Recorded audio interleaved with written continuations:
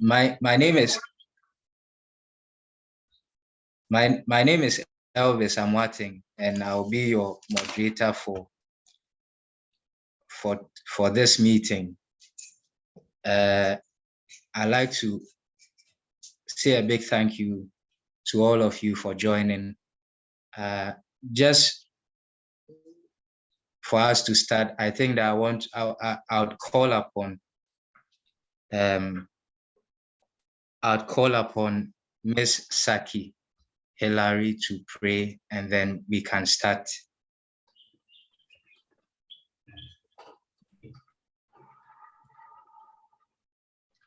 Hi, good evening to everyone.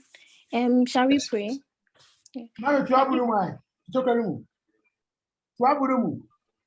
Miss Hilary, please go ahead. Okay, shall we pray? Our Heavenly Father, we thank you for today. We thank you for the grace and favor upon our lives. Heavenly Father, we ask that you will guide us through this lecture, and we pray that everything we learn would greatly impact our lives. We thank you for answered prayer, and we ask this through Jesus Christ, the only Son, our Lord. Amen. Amen. Amen. Amen. Amen. As a message was sent early on to notify us, our guest speaker for tonight is not with us in Ghana, so the time difference and all, we just want to do everything quickly so that it doesn't also eat into his time. I'll quickly call upon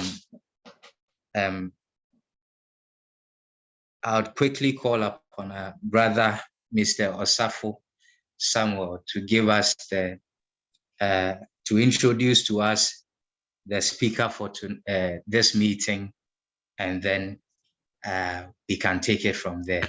So, Mr. Osafo, if you are here, can you please? Yes. Good evening to everyone. And thank you so much for this opportunity. Our speaker for tonight is an experienced chief technical advisor with a demonstrated history of working in the international trade and development industry. He is skilled in trade and investment promotion, access to credits, international projects management and evaluation, negotiation, food safety and food security, sustainable development, and business planning. He is also a strong business development professional who graduated from USDA Graduate School in Washington, D.C., USA. He also graduated from Carleton University in Ottawa, Canada, and University of Ghana, Legon. Ladies and gentlemen, please help me welcome our speaker for this evening, Mr. Daniel Aryee Kwagbenu. Thank you. Yeah, thank you. Thank you very much, Mr. Osafo. And so our speaker for tonight takes the floor. And please let's all brace ourselves and contribute as much as we can. Thank you. God bless you. Yes, thank you. Mr. Speaker, please. Yes, I'm sharing my screen. The floor is yours. Yes, I'm sharing my screen. Can you all see my screen? Yes, sir. Yes, sir. Yeah. Yes, please. We can. We can see it. Very good. To kick off this evening's meeting, I'd like to, first of all, what is happening here? Who is, I think my screen is frozen. I need to move to the next page. It's using. It's not. You can see definition and terms. Yeah, it's supposed not to be that. Okay, let's see how it goes now. Okay, it's back. It's unfrozen now. I want to find out from you what expectations you all have. At least I would want some volunteers to tell us what they expect to derive from today's seminar. What are you expecting? The topic that we are to handle is quite broad and extensive, and at the same time, very intensive. But then would want to touch on various aspects so that your expectations to a large extent can be met. So if you could quickly run through maybe about 5 or more of you, if you can just tell me what you expect to gain from this seminar. Not in any particular order. Anybody who is ready could just quickly tell us.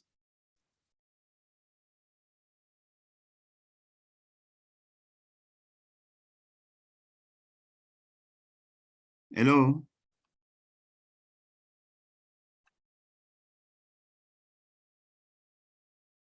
Hello? Hello. Yeah, can you hear me? Yes, Doc. Please, your line went off a little, but we can hear you now. We can hear you now. Okay. Yeah, maybe. But I think this is Elvis, please, the moderator. Yes. I think that I heard your question, and I like to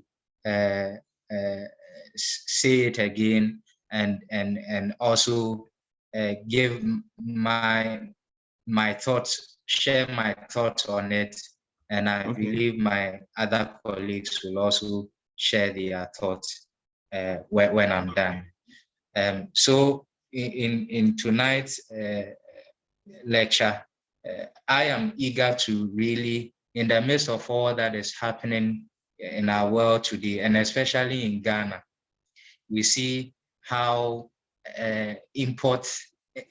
people have attributed, for example, the exchange rate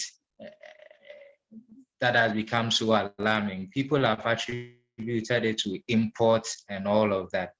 I am really eager in this lecture to learn, to understand how really that works. And I'm hoping that by the time we are done with this guest seminar, I would get some sort of understanding from in that angle. And so please, for my other colleagues who are also here, other cohort members, I believe that the question Doctor was asking is that what are we expecting? What is our expectation in this guest seminar? So please, the floor is open. If you have any, if you have some sort of expectation, you can please put up your hand and we'll call on you to share. Thank you. Good.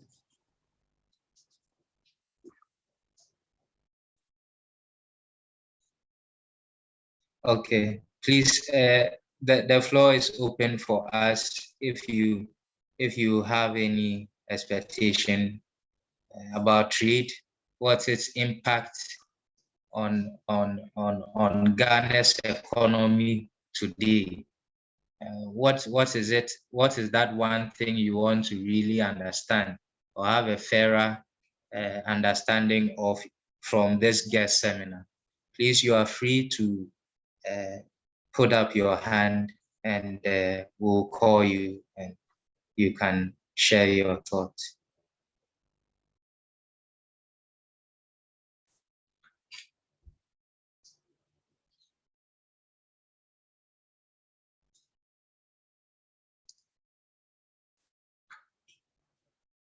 Okay, please, Doc,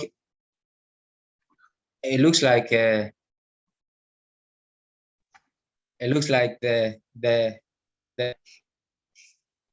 expectations are being put. Elvis, My hand is up. Raise my hand, please. Okay. Please go ahead. Please go ahead. Okay. All right. Thank you. Good evening to you all. Yep.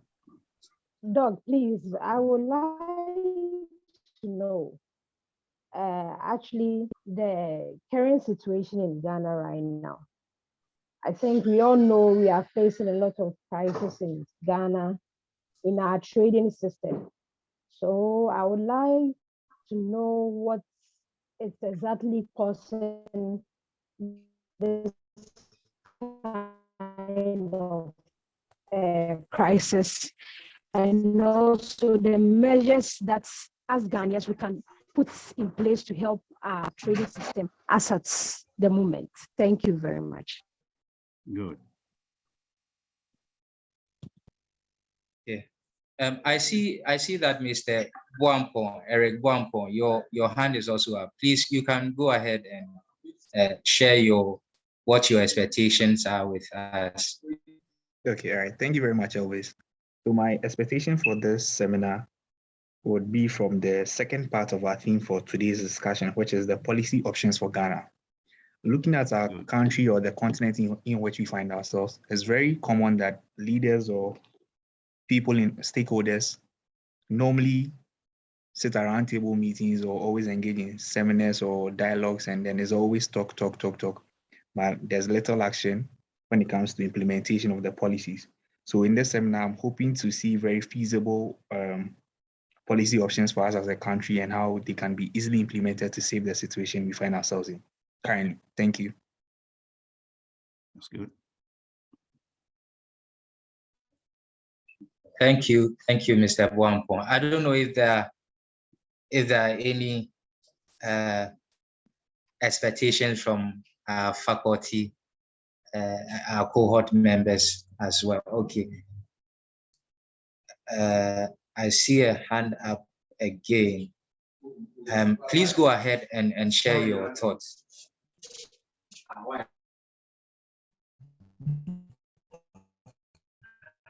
Yes, Mrs. Asare Mavis, please go ahead.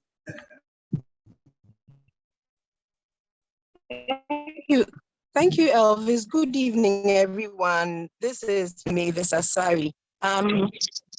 Thank you. So I'm looking to understand how Ghana can develop a robust economy that can stand, the test of time, i.e., the challenges on the international scene and really how they impact our economy, how we can really develop the economy. So that's what my expectation is for tonight. Thank you.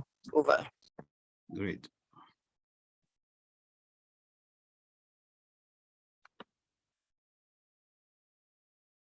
Okay, Doc, please, you may take over. Please, you may take over. Yes. Well, thank you all. These are very valid expectations, and we'll do our best to cover all the anxieties and the concerns you've expressed, which are all inbuilt in these expectations you have expressed. What I will attempt to do now is to go through the slides, but I would want you to note that the presentation will be made available through the Institute for your future, references. So don't get anxious that you may not have your expectations. By the way, if you just want to refer to me, just call me by my first name, Daniel. That's enough. Now. Yes, sir. Yeah, we're having this freezing again. Wow.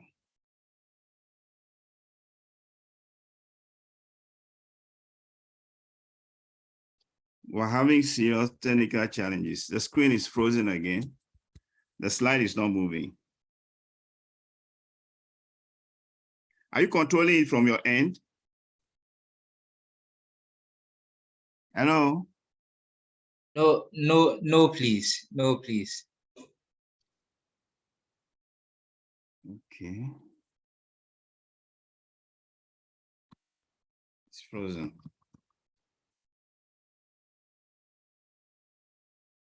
What a shame.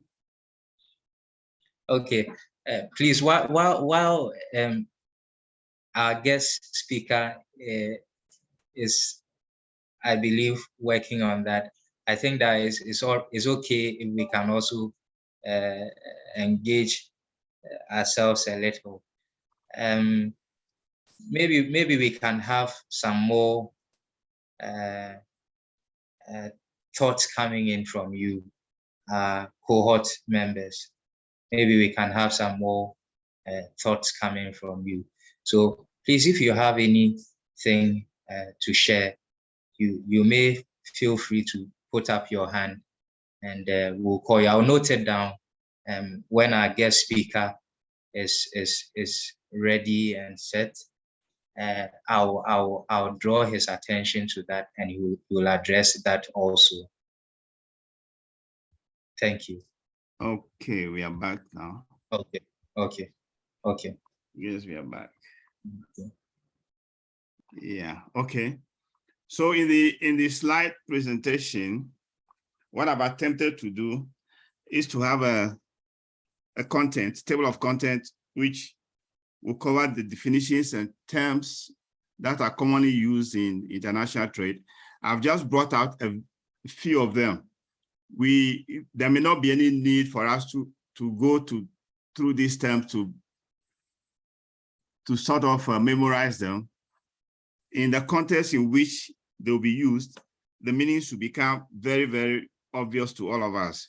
And the next attempt will be to explore the pros and cons of international trade. People normally would argue for the need for countries to engage in international trade. Others speak against it.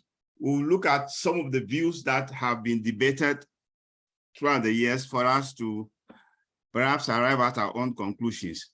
We'd also attempt to show how, given some of these competing views, countries can put up strategies arising out of very robust policies to benefit from international trade. Then the issue of Ghana will then move into that. We'll take a snapshot of the trade profile of Ghana for us to see some of the things, interesting things that are happening in our economy, and challenge ourselves as to whether we can be able to do better than we are doing now.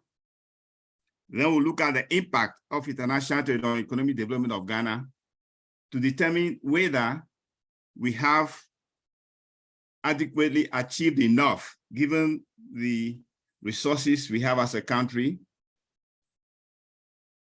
Then we'll look at the instrument that is used to derive benefits from international trade. And every country would want to shape a trade policy that would take advantage of the international marketplace. And in that regard, we'll look at we'll look at the importance and objectives of a trade policy. Then we look at the limitations on international trade and globalization in Ghana. Then we zoom in to look at the current trade policy of Ghana. We'll just take an overview of that. And then we'll look at the implementation challenges and options for the trade policy of Ghana. Now,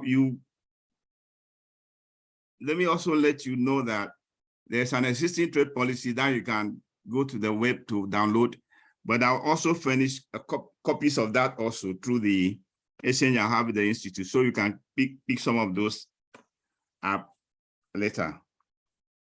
Now, the first thing we want to bear in mind is that international trade is simply the exchange of goods and services among countries. So if anybody talks about international trade, it simply means the exchange of goods and services, either between or among a group of countries. And if we talk about total international trade, we're talking about imports plus exports. So if somebody says, so what is the total trade position of Ghana on the international marketplace? That would be the sum of the exports and the imports.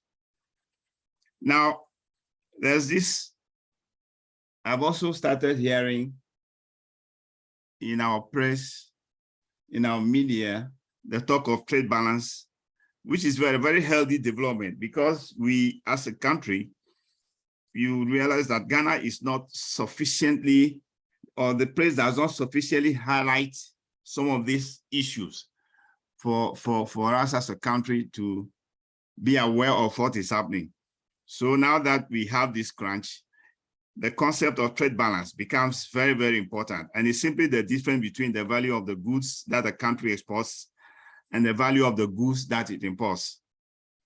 Now, in 2019, the total international trade around the world was under $19 trillion. That's a lot of dollars to imagine. And more than 25% of the goods traded are in the form of machinery, electronics, like computers, boilers, scientific instruments. Now, these are very high value added products. And so you could imagine what we are doing to ourselves as we delve into what the trade profile of Ghana is. Almost 12% of the goods that are exchanged are in the form of automobiles and other forms of transport.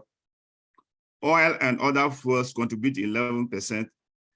Chemicals, including pharmaceuticals, another 10%. I have a definition here, what we mean by exports of goods and services, and also imports of goods and services. I would skip that so that later on you can read it. The terms are explanatory enough. There's the concept of product complexity.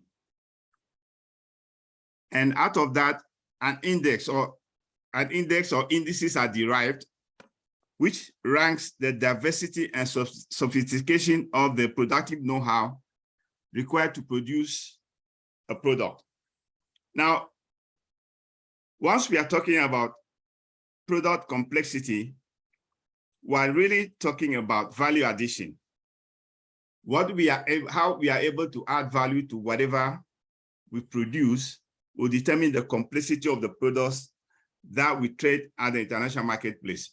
So for example, if you are just trading in raw products, then obviously you have a long way to go to have a very favorable product complexity index as a country, or for that particular product.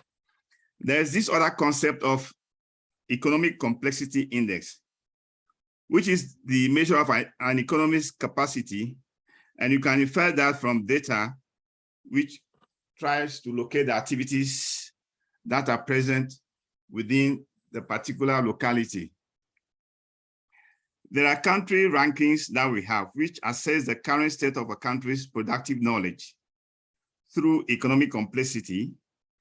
And countries improve their economic complexity by increasing the number and complexity of the products they successfully export. Now, a complexity is usually associated with higher levels of income, economic growth, less income inequality, and lower greenhouse emissions. So if you are really adding value to your products in a responsible manner, what that translates into is that your economic structure as a country would make it possible for you to alleviate poverty, to sort of reduce the income inequality that you find in your own country, because then you have a lot more people engaged in productive activity, and because they are producing value-added products at higher levels, their incomes also will rise in commensuration with what they are doing. There's another concept called the revealed comparative advantage, which tells us about trade among countries and is governed by their relative differences in productivity. So if a country has a very high productivity in what they produce, that will be revealed in their comparative advantage. And it is also defined as the ratio of two shares. You take the numerator which is the share of a country's total exports of the commodity of interest in total exports, and the denominator is a share of world exports of the same commodity in total exports. Don't worry about these terms. As you read around them, you become very familiar with them, so that if you are given an economic literature or a trade journal, you can quickly understand what you are reading and be able to place where your country fits in the scheme of things. Now let's look at the pros and cons of international trade as people posit them. Those who are for international trade will tell you that it creates jobs and boosts economic growth, and that it gives domestic companies more experience in producing for foreign markets, and that over time, companies can gain a competitive advantage in global trade. Now, increasingly, research has shown that exporters are more productive than companies that focus on domestic trade, and that imports allow foreign competition to reduce prices and expand the selection, for example, like tropical fruits for consumers in the developed countries. There is another school of thought which vehemently opposes international trade. And their main reasons include that it reduces jobs in the domestic industries that can compete on a global scale. And what that simply means is that if you allow imports, for example, into your countries, and there are companies within your country who are producing similar products. Now, if they are not competitive enough, then they would eventually be weeded out of the marketplace. That is one argument. But the corollary too is that nothing stops the domestic markets from also upping up their game to meet that competition.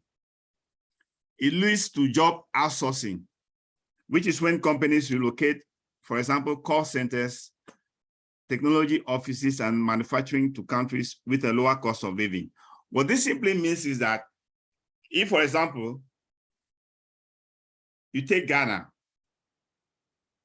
where salaries are relatively low, and then you take a developed country, any developed country, or any of the higher upper middle income economies, engage in an activity, for example, which is labor intensive, they can work out the figures and decide that, look, if we relocate whatever we are doing to Ghana, we can produce the same goods and services, for example, at a lower cost.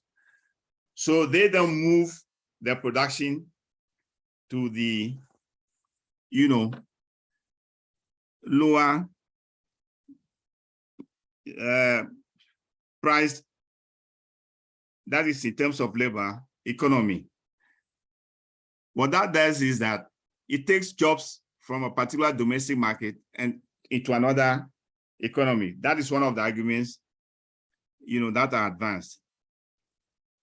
Another one is that if you have a very efficient agricultural system in a particular country and they're producing goods or food items that your economy also produces, and they're very efficient at it, you can export your products to that particular economy, and because whatever they export to your country will become cheaper in spite of the taxes that you levy on the products they're exporting to your country.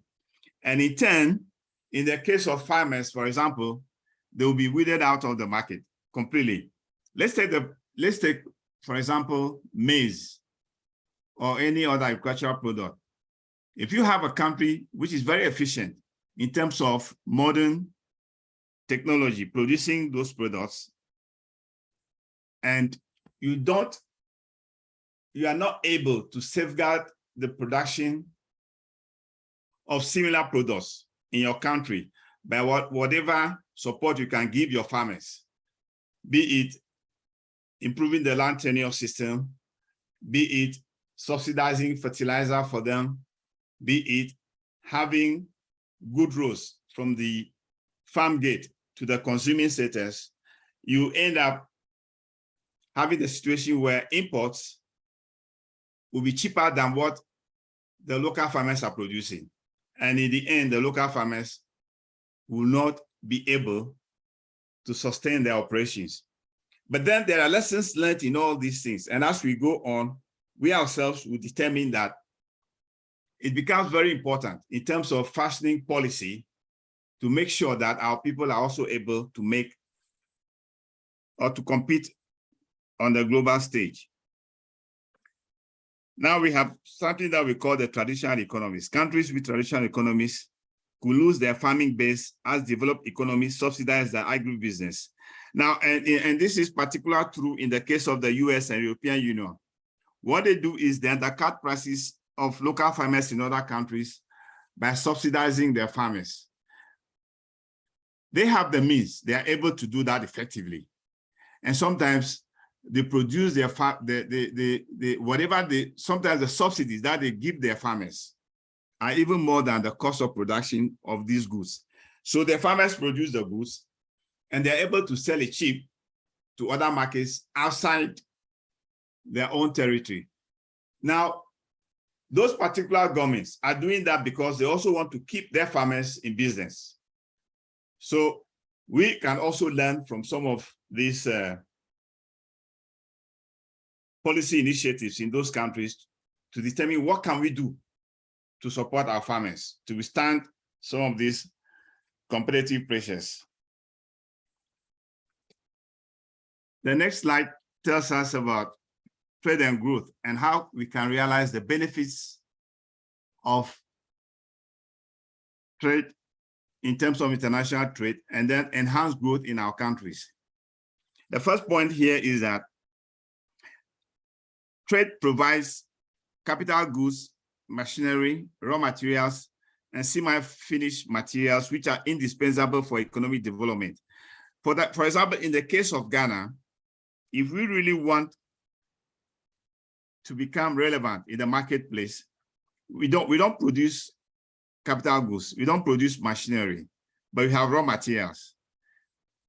Nothing stops us from targeting machinery that can help us add value to some of these things that we produce so that we can earn higher prices on the world market. We'll delve into some of these concepts as we go further down. We also notice that trade facilitates dissemination of technical knowledge. Now, if you are engaged in trade, you are able to learn from other people who are doing similar things in more effective way, more efficiently, better than you are doing. If you are smart, then you should be learning from them. Other countries do it. Other countries even go to the extent of stealing technology. And most countries who have been able to develop knowledge to a point where it becomes useful, they have what we call intellectual property rights that protect those knowledge that they develop through research, through constant innovation. And of course, if they invest in developing this knowledge, this technological base, they cannot also give it away freely. You have to pay them, and then they can share that knowledge with you. So those are things we also need to keep in mind. Sometimes the management know-how and the skills that are required to produce more efficiently are things we also have to learn from other economies. So that is what trade does for us.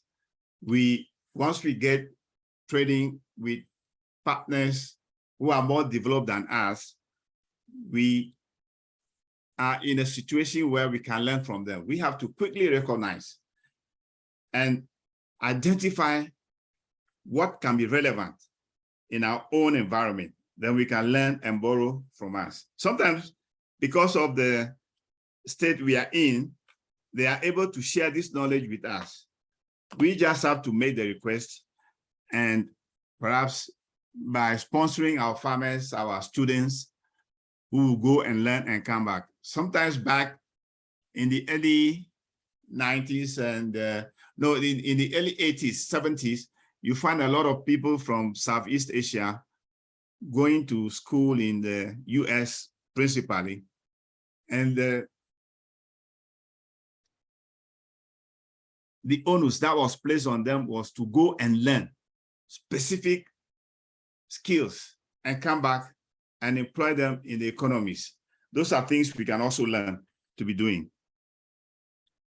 Now, trade also facilitates the international movement of capital, especially from the developed to the developing countries. You've all heard about, foreign direct investment, et cetera, et cetera. Now, through trade, we are able to determine that, look, we do not have the capital to produce the goods, nor the know-how. So how can we encourage people to come and invest in our countries? And it is through the trade that we are able to identify these things. And then we go on promotion events to target some of these, entrepreneurs with the means and the capital to invest in our countries for a profit. And we give them the incentives that they require to do this. Now, trade also helps to prevent what we call monopoly. There are some times where people try to monopolize certain things in terms of, perhaps it could be the market or policy, etc. But through trade, we are able to make it possible to have the situation where people now are able to freely trade with us, to exchange some of this knowledge, some of these skills with us, because they would also be learning or gaining from us in other ways. So we now have to take all this into consideration and decide, what do we want out of international trade? And once we're able to determine that, then that will go into whatever policies that we can fashion for us, for ourselves.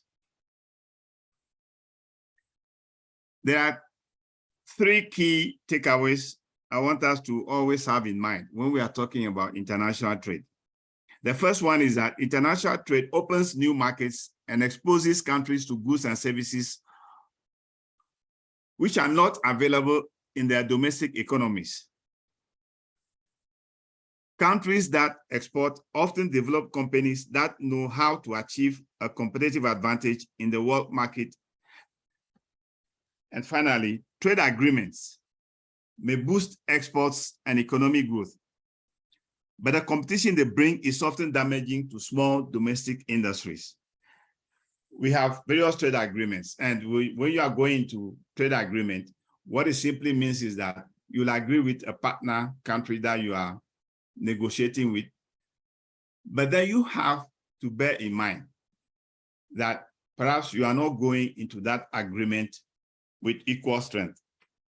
So you know what to protect, and then try to bring those into the agreement so that you don't damage, for example, your infant industries, your small producers, etc.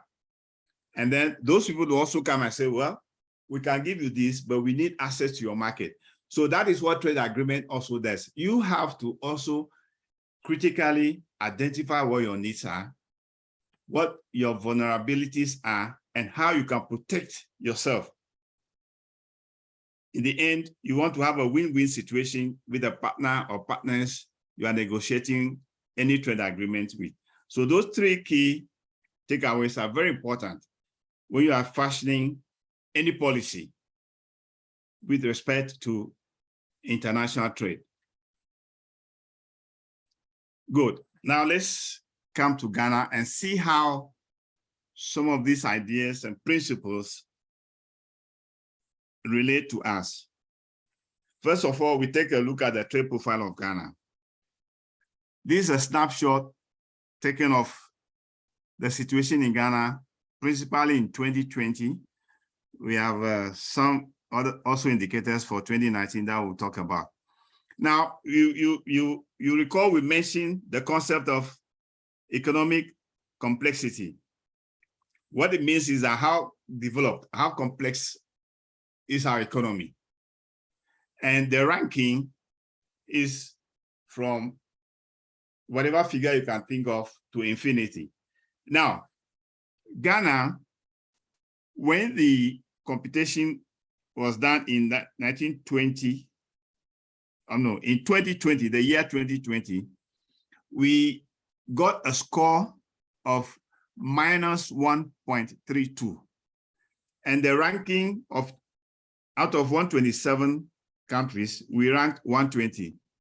What that is telling us is simply that we do not have an economy that is developed because our complexity is in the negative territory. And what my friends used to joke about is that if you have an economy which has a score in terms of economic complexity in the terrain of negative values, you must be recognizing that your economy is not developed, and they use terms which people will find offensive, like, oh, you have a very primitive economy. Your economy is like the Stone Ages, it's primitive. So try and improve upon it. Try and develop, add value to your products. Try and assimilate knowledge to improve your situation. So if you are constantly watching these figures, then it will jolt you that, look, our economy is in serious need of modernization. What can we do? And this is one of the things that will wake us up to be able to help our people and move them out of poverty. So you always have an eye to this ranking. How can we, what can we do? What policies can we put in place to have a complex, to have an economy that people can say, yes, it has the complexity that is inbuilt to move us forward.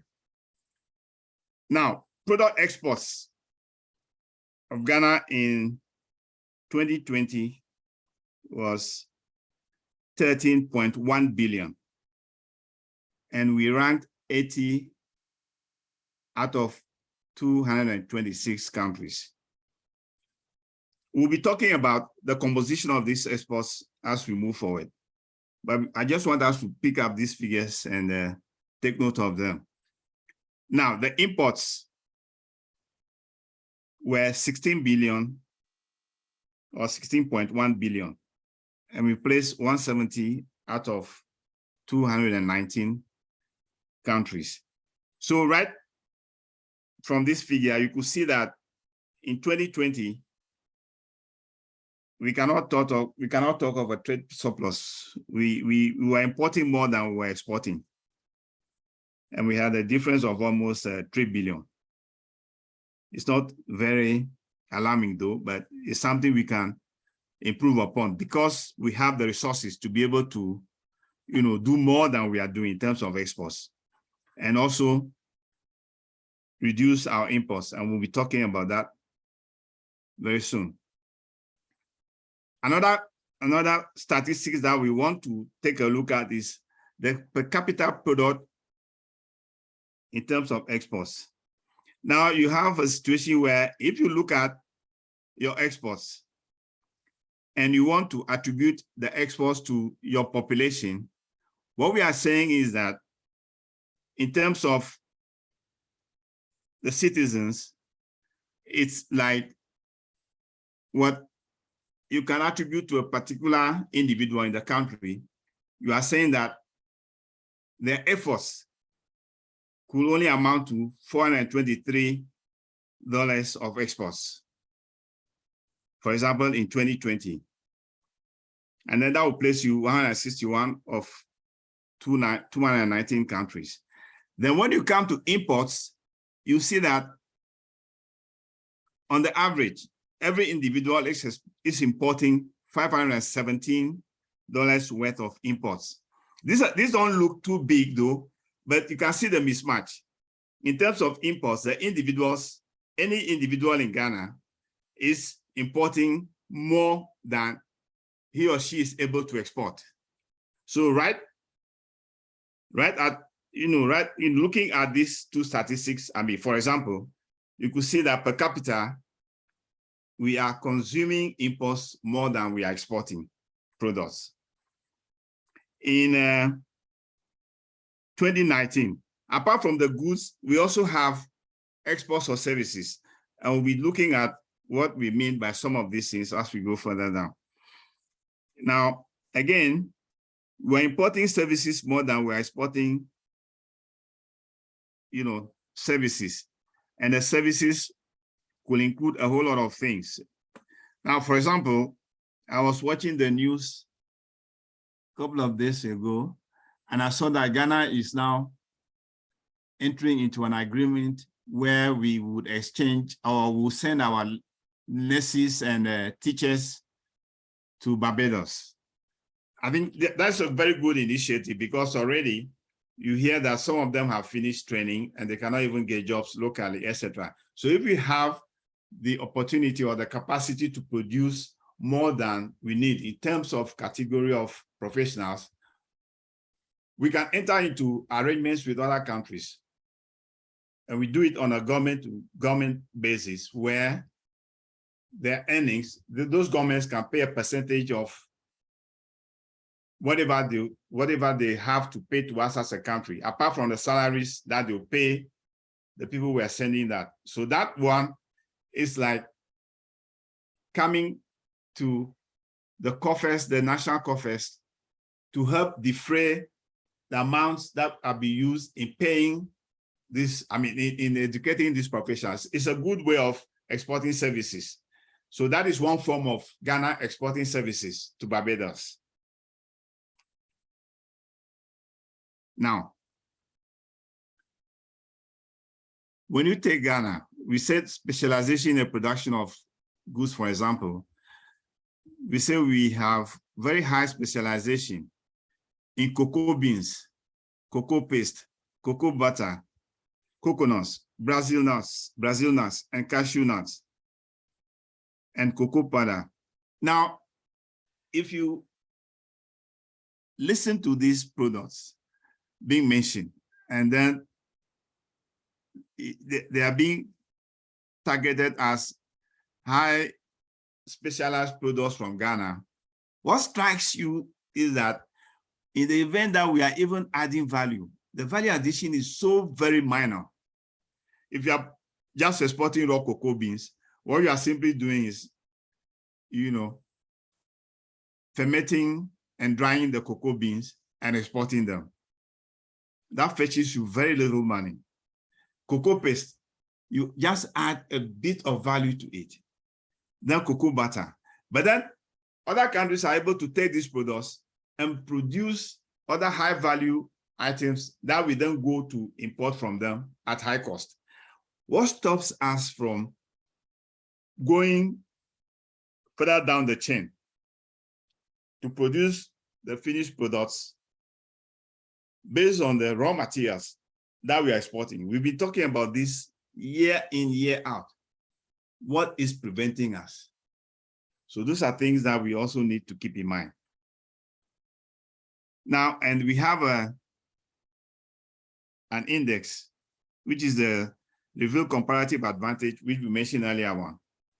And it's the index that we also use to determine the specialization of products that we either produce or trade in. Now, in all these things, the summary is that during the last 21 years, Ghana's economy has become relatively less complex.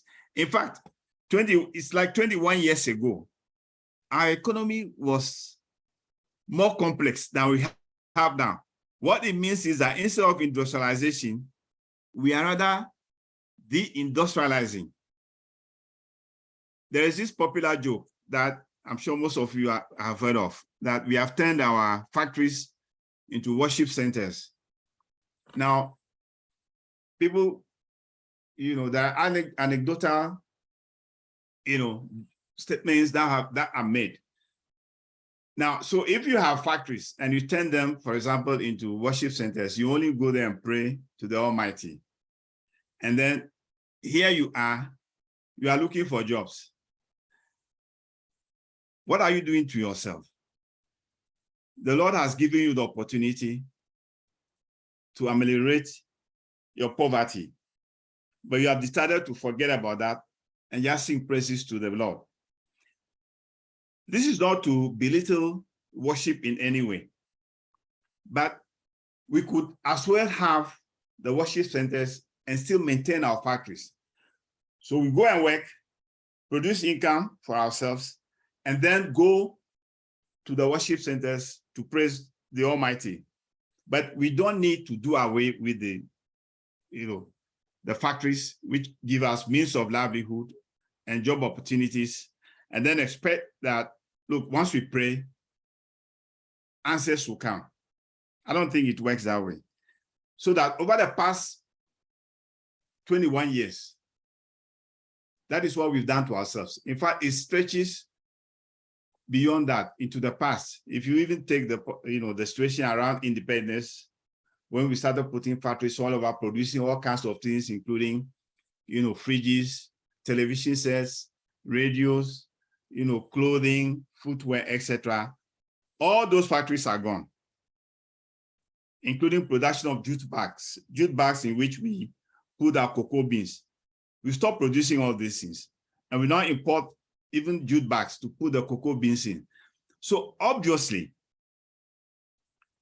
our economic complexity index would nosedive into negative territory. So these are some of these things we should keep in mind. Let's look at our total international trade and then try to make a bit of, explanation from them. In 2021, we exported 23.21 billion and we imported 22.13 billion. And we had a trade surplus of 45.34. In 2020, we exported 14.51, imported 12.46, then 26.97, the trade balance. In 2019, we had more, okay. We had a concept of total trade, which is the international trade. What we are doing is we add both the exports and imports to get a total trade, etc. All these figures, you make sense of them when you have the presentation. Then we look at the trade balance. We start from 2018, the bottom. We were in negative territory. Then 2020, we made a bit of surplus, 2 billion. 2021, we made a bit of surplus, 1 billion. Now, if we start looking at the goods that we were exporting or we are exporting, these figures will make a bit of sense. And we're moving into the area where some of the expectations that you expressed will be trying to make sense and provide clarifications and answers to them. Let's just keep these things in mind as we move forward. Now, I've tried to draw a graph of Ghana's trade balance. Now, we started from 2012. You could see we are in negative territory all along until 2018, a bit of, surplus, 2019 deficit, then 2020, 2021, then we got a bit of surplus. Now, let's quickly go to the products that we are trading in. Let's look at the composition of Ghana's trade. And this is an average of the past 5 years. Even if we made any surplus at all, the main reason is that we started exporting crude oil, crude petroleum. Of course, we also have gold. Interesting enough, in the case of gold, the figures that we declare as a nation, if you look at what we call the mirror statistics of the countries that import from us, you have a very baffling situation where they are reporting higher figures than what we are capturing as our own exports. So what are we doing to ourselves? That countries are telling us they are taking more from us than we are recording. Where is the difference going? And this ultimately affects the value of our currency. In the particular case of gold, one of my colleagues, from one of the European countries was, it's like a joke that they were cracking. It's like a particular country is quoting figures of imports, in the particular case of gold, more than 5 times what we as a country ourselves are declaring. I'm just throwing this information out there that if we are looking for reasons why sometimes we are in difficulties as we find ourselves, there are things that we should keep trying to find out what the reasons are. And as a people, try to resolve. It used to be that people said, oh, people were smuggling these things out, that is why, etc. Why would it be so easy as a country for people to smuggle goods and take away without paying whatever that has to be paid to the nation? And that loss is being sustained by the economy. These are things we have to bear in mind. And then also you have, and again, all these things are all in their raw form. Cocoa, gold, we don't add any value to it. When people take the gold from us, they, manufacture very expensive jewelry. And then you find us as a people going to places like Dubai, for example, to go and buy those ornaments. I remember those days, you have very good skilled goldsmiths, craftsmen who fashion very good products. Why have we not been able to build up on these skills? We have training institutions. Why have we not encouraged them to furnish the skills that will be required for example, jewelry industry? Then we come to crude petroleum. Some countries only specialize in refining crude petroleum, the crude petroleum, and selling to other countries. So if we are now producing oil, why are we not able to say, look, as a policy, let's have refineries that will refine this crude petroleum, and then we sell the end products to other countries, the surplus. We'll have used some ourselves, but whatever we are going to use will be so little. So there are opportunities for us to start adding value on all these products, and that will then also create jobs for us. But we are just letting all these things go, and the problems are mounting on us. Same thing with the, cocoa beans, cocoa paste, coconuts, Brazil nuts, cashew nuts, etc. The case of coconuts is very interesting. The fiber of the nut, even the coconut tree, after they had, passed their productive years, the husk is used in manufacturing car seats. They are used as the kind of stuffing, etc. Now, why would it not be possible for us to use, these things, provide cottage industries for our people to do these things. And these things are in high demand. Even the dust is used as the base nutrient, components of fertilizers. Why are we not be able to move? Other countries are doing these things and we could learn from them. So we take a look at the destination of our exports. Switzerland. Most of our cocoa go there.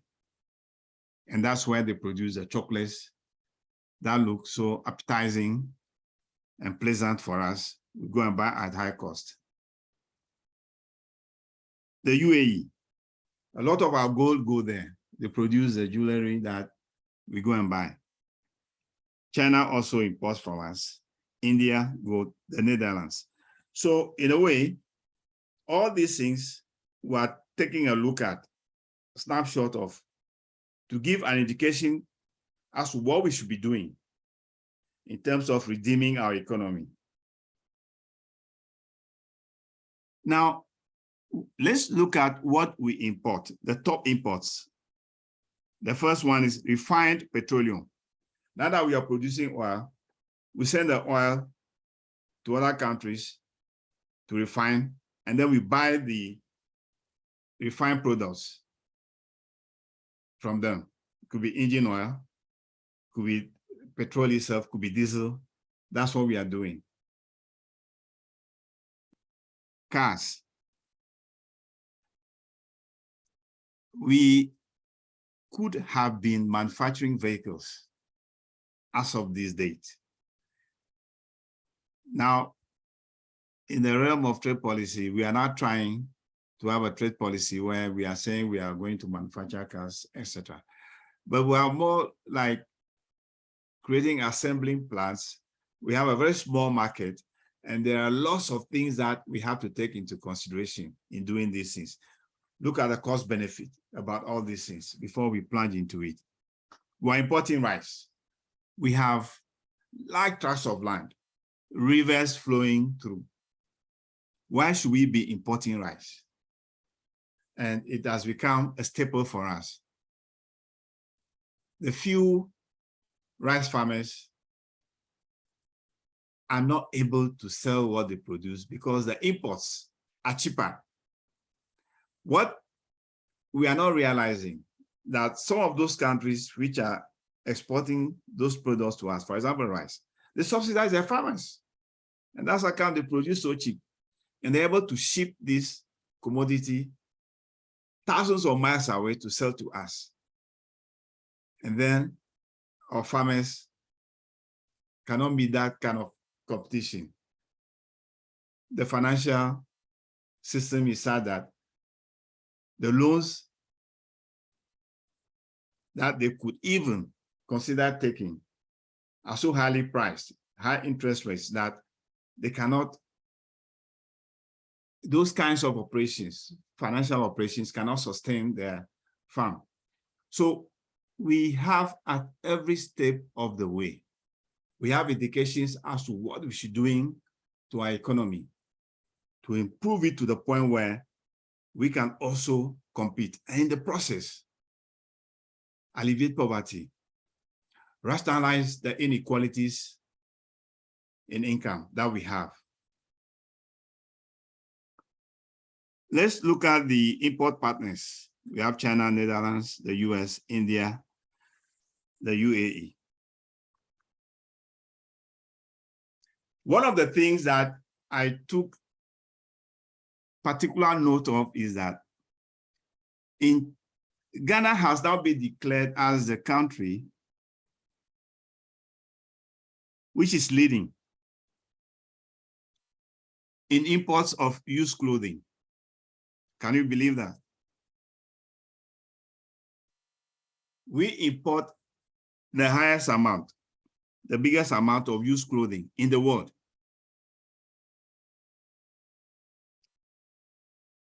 That's something we should be looking at, $182 million. It may not sound much, but you see, in the process, you see what we are doing to our, clothes manufacturing industry, if people can then go and buy used clothing, what is happening to the tailors and the seamstresses down the line? What is happening to our local fabric or clothing industry, those who are producing, etc.?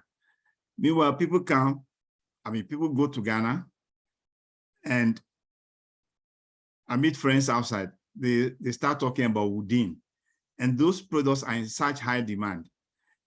But we are not able to use these fabrics ourselves to produce clothing for ourselves. We neglect this and move on to import used clothing.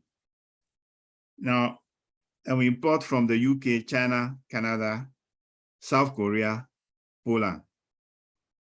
So you ask yourself, what is wrong? Because most of those used clothing that we import from other countries are products that are discarded. Incidentally, I led a team to do some interesting work in a particular African country. And this issue became very topical. And the project that we fashioned for that particular country was what we call the, recapturing the domestic market of the particular country. We are not talking about import substitution. In a way, that is what it will look like. But we just say we want to recapture the local market, the domestic market for the nationals of that country. And we worked through all these things and we were able to arrive at the situation where the particular government needed to ban the imports of used clothing. And they did it. The international community, including some powerful countries, threatened them with sanctions, etc. But that particular government was very firm because we had all the arguments lined up for them to present to those countries who are threatening them. They banned those imports, and then they encouraged the growth of the manufacturing, clothing manufacturing industry in their country to the point where they were doubling back to even produce cotton to feed the textile mills. And in the end, they succeeded. And the very countries that were threatening them now import fabrics and clothing. So the will to help your own people, the will to do things policy-wise to your own benefit is a will that should not be compromised. Pursue it, defend it, and get your people behind you. Now, I tried also to look at when we import this used clothing, there was the argument that, look, Ghana is not consuming all of them. Some are re-exported to neighboring countries. And interestingly enough, what Ghana re-exports is not even up to 1 million. Now we're talking about figures of importing 182 million, for example, in 1920. And we are exporting a total of $764,000, less than 1 million. So what it means is that over $181 million worth of used clothing were used or were bought within Ghana. So the argument about importing and re-exporting does not hold at all. Let's look at the impact of trade on the economic development of Ghana. Now, what will strike you is that we have a very huge base of natural resources, spanning from gold, cocoa, bauxite, timber, cashew, oil, tuna, aluminum, diamonds, horticultural produce, manganese ore, etc. We also have the human capital. As a people, we have highly educated individuals, and our literacy rate is comparable to the best in the world. You want to ask yourselves, what are we doing with this? raw materials, God-given. You don't struggle to get it. Even gold now, I hear people just dig anywhere at all and they get the gold, the galamsey minerals. But the point is that we are sitting on enormous deposits of raw materials. What are we doing to translate these raw materials into products that will create jobs for our people, that will create higher incomes? We need to keep all these things in mind as we go out of the educational system to go into various offices, etc., so that the policies that we help fashion would be influenced by these nuggets of information and perhaps the wisdom added to it that will help us sort of accelerate the development of our economy. Now, another area is the international, regional, and bilateral trade agreements. Now, lately, we've signed the African Continental Free Trade Area Agreement. We used to have the ECOWAS Common External Tariff. We have the Ghana-EU Economic Partnership Agreement. We have the World Trade Organization. And then we have bilateral agreements with other countries, that is government to government or country to country. All these other ones are what we call some of the multilateral, arrangements that we have. Now, if you take each of these agreements,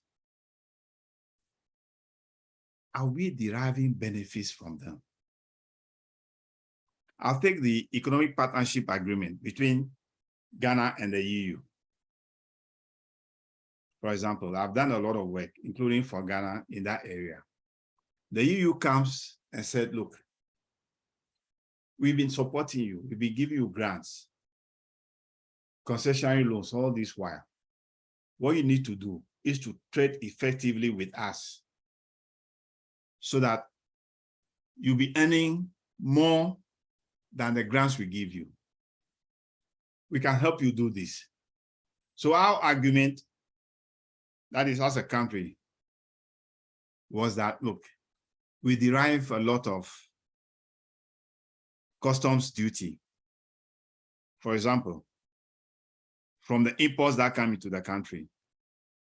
If we now want to agree to the terms that you are negotiating with us, in terms of we lowering the tariffs on the goods that are imported from the EU, we'll be losing tariff there. The EU say, look, it's fair enough, but what we are suggesting to you is import machinery from us, reduce the duties that the private sector pays when they're importing this machinery to use in adding value, in producing other goods and services for us to buy, so that it can be possible for them to create industries along the chain. For you to do that, we are prepared to pay whatever you are going to lose in terms of the duties that you collect on these imports. All that you have to do is to show evidence that yes, this and this are or have been or were imported, and we lost so much revenue. This is the documentation to show for it. Then the EU pays you what you have lost. Added to that, we'll train your entrepreneurs, your exporters, your manufacturers, how to produce better, what they should do to be able to meet the very high standards of our markets in terms of safety, in terms of the regulations, etc., that we have. Then you can then be able to take advantage of our market. Now, again, this means that a lot of work has to be done by both the public and the private sector to get this going. Now, this is not to sort of criticize anybody in the system. Now, if you read this particular agreement and what is on offer, I'm not speaking for the UU or the country Ghana or against it, etc.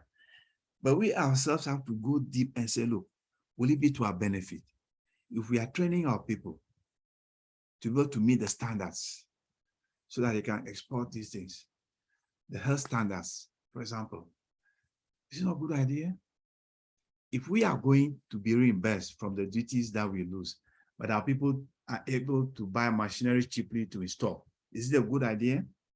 What can we do to do these things, to implement these things?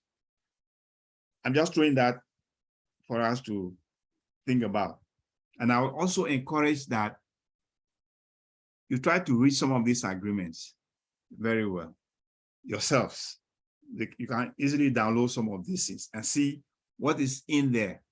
So that will also, equip you when you are debating some of these issues with your colleagues, etc.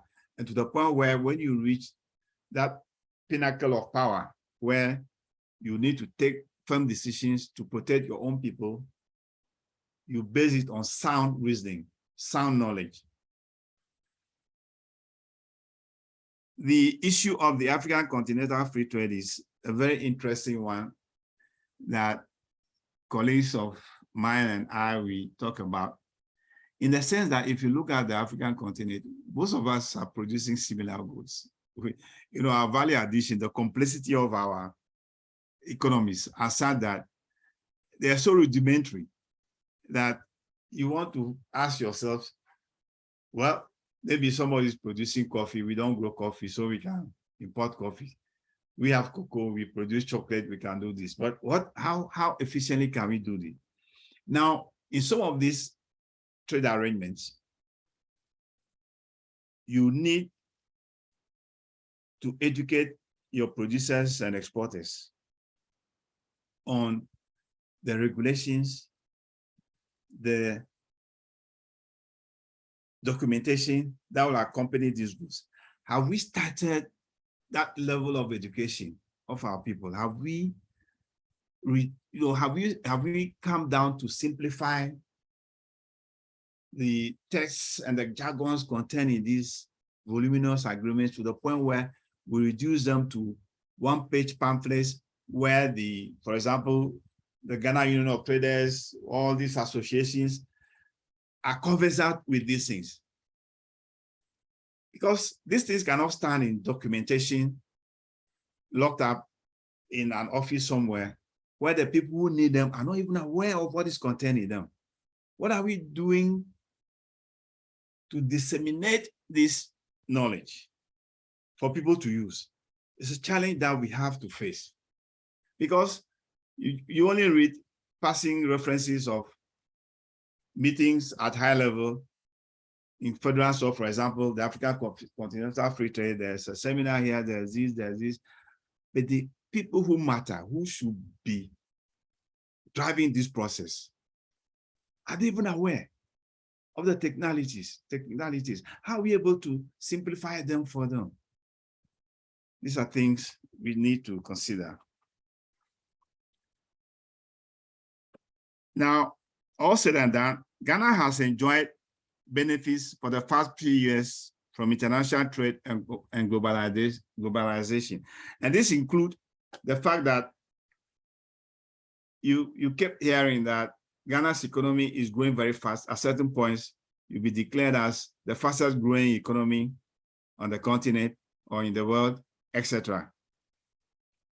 If you analyze the figures behind that growth, you quickly realize that it is due to the international trade that we have been engaging, even to the very limited extent that we've been engaged in it, given the enormous opportunities that we have.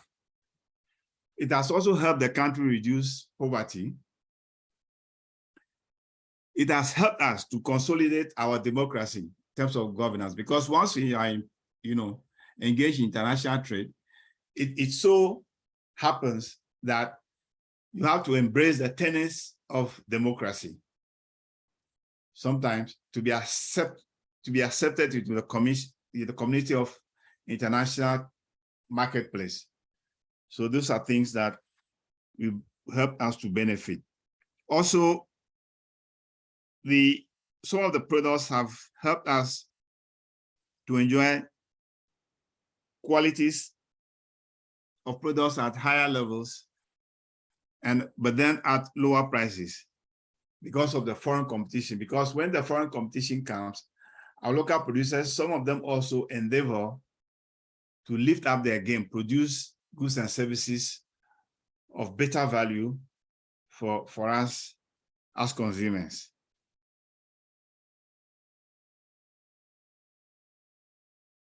But let's ask ourselves this question. Has international trade impacted positively on the economic development of Ghana? If we pose that question, let's explore some answers. The first one we want to take a look at is the fact that Ghana's economic growth has not been commensurate with the living standards of Ghanaians. Even though we said we are growing at what, 7%, 5%, has it translated to the living standards of the average Ghanaian? This one, a cursory look at living standards you find in Ghana compared to other countries will tell you no. You don't even have to go behind the figures to do any analysis. You just take a look at the living standards of people, and then you just come to that conclusion. Because we are not taking full advantage of the opportunities. Again, Ghana's development after independence does not reflect on her large natural resources. Indeed, we have huge potential based on the natural resources that we have. But are we able to take advantage? You recall we looked at, the gold, the diamond, the bauxite, the oil, the timber, etc. If you look at all these things, the cocoa, the sum of it is, have we really benefited as a people? You quickly come to the conclusion, no, because if exports per capita is about $431 US, and then imports is 500 plus US. We're not taking advantage of the resources that we have. And then Ghana's poverty rate has not reduced significantly, considering the large number of unemployed graduates seeking to find jobs or taking jobs that do not match their qualifications. There was a time I came into Ghana and there was an association of unemployed graduates. And I found it very interesting that people who are finished school, they've not got jobs, and they form an association. Well, I don't know what came out of that association, whether they were able to advocate for things to be done, the policy environment, or, opportunities to be created for them to gain employment, etc., etc. But one of the challenges that I also find is that, yes, you go to school, you come back, you finish, you are unemployed. There's this classic example of what I witnessed in Malaysia in I think that was the year 1999, the year 2000 and 2001.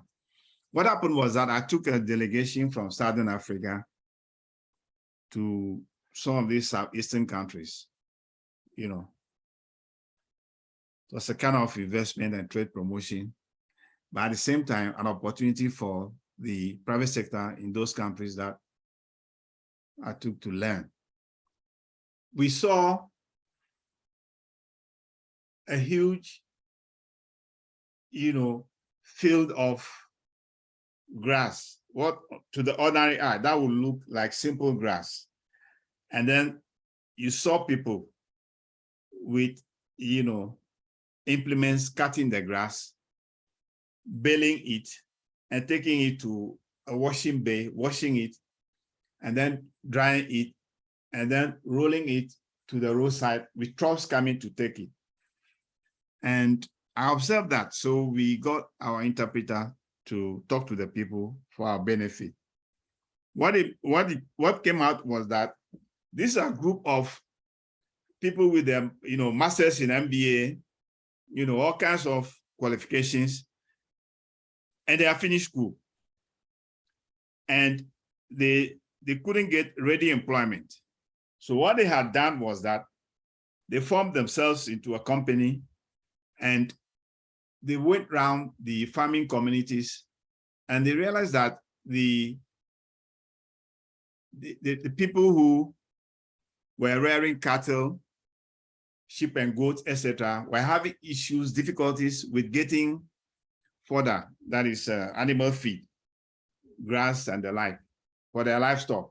So they decided that, look, we should be able to harvest this grass at no cost and sell to these, people who are engaged in rearing livestock. And that was exactly what they were doing. Without any help, no support, etc. And they created a whole industry out of it. It was very fascinating. So I was asking myself, why is it that as a people,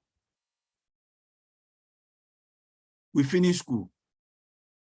Why can't we analyze some of these needs in our society and see how we can provide solutions for them? Monetize these opportunities to our benefit.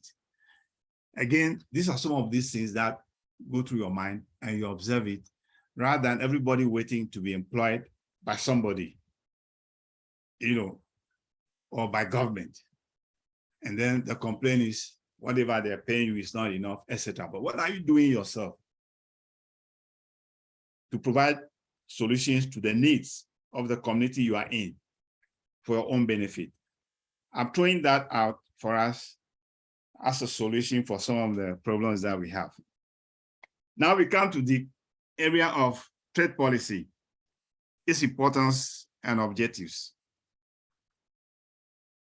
Now, as we hinted earlier on, trade allows countries to specialize in the production of the goods and services that align with their comparative advantage. It also enables consumers and producers to access a wider range of products at lower prices. And in the short run, trade policy matters for poverty and shared prosperity. So this is what trade does. Then we now look at what do we mean by trade policy. It is simply trade and related regulations and agreements formulated for regulating trade flows, that is both imports and exports. So within the trade policy, you are going to have trade regulations and agreements that you formulate to regulate the flow of trade. So that is, in a nutshell, what you then describe as trade policy. Now, what every country does is to use their own trade policy to the advantage of the particular country. We know that trade and integration into the global and regional markets present a huge opportunity for developing countries to achieve a broad-based and sustainable growth. Countries open to trade improve productivity and grow at faster rates. We came across that earlier on.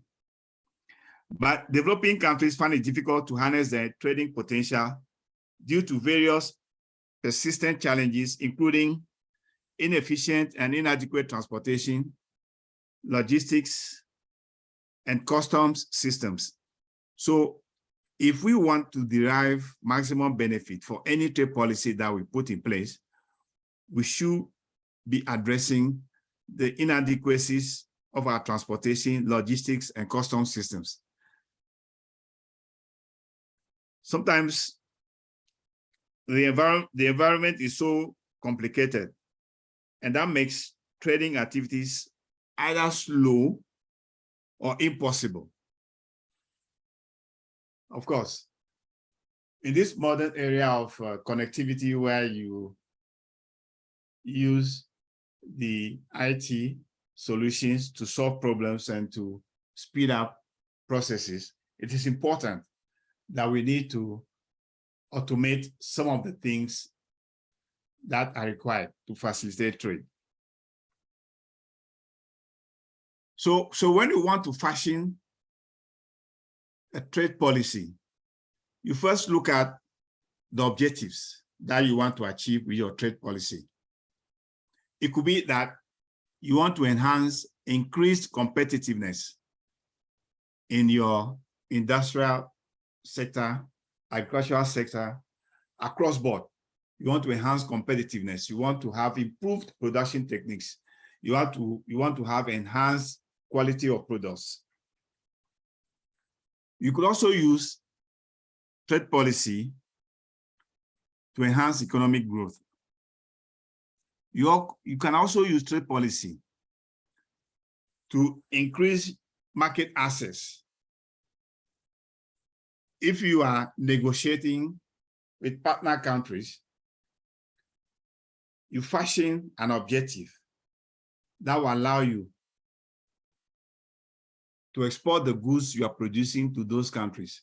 So you use trade policy to achieve that aim also.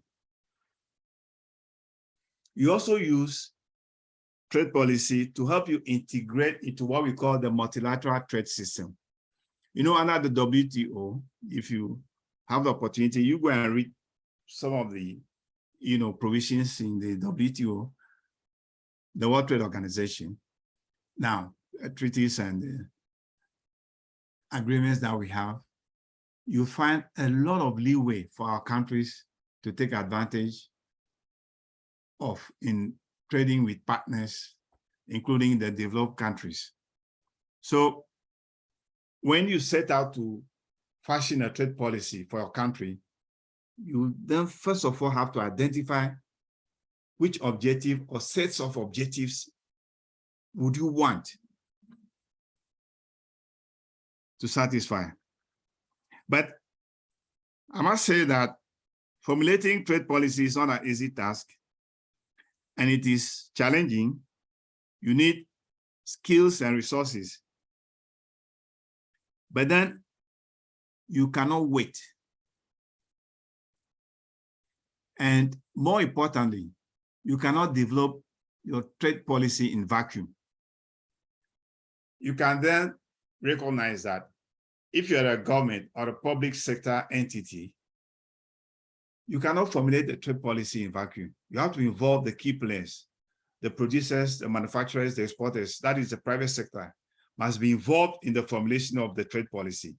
They will tell you what they need to be able to produce for the external market, for example. They will tell you what they need to be able to produce goods that would stem imports, reduce the amount of things that you import. So that is how it works. Now, most importantly, you cannot formulate the trade policy in isolation with other policies of the governance system. Now, I would also make the point here that in formulating your trade policy, it gives you an opportunity to dovetail the trade policy into your industrial policy. And we'll get back to that later. So let's look at the situation in Ghana, international trade and globalization in Ghana. Now, having said all this, we have certain internal constraints.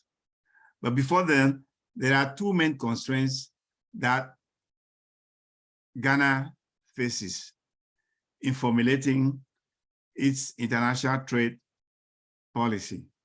internal and external constraints. Let's look at some of the internal constraints. Number one, we lack capacity and also trade-related infrastructure for integrating into the world system, for increased use of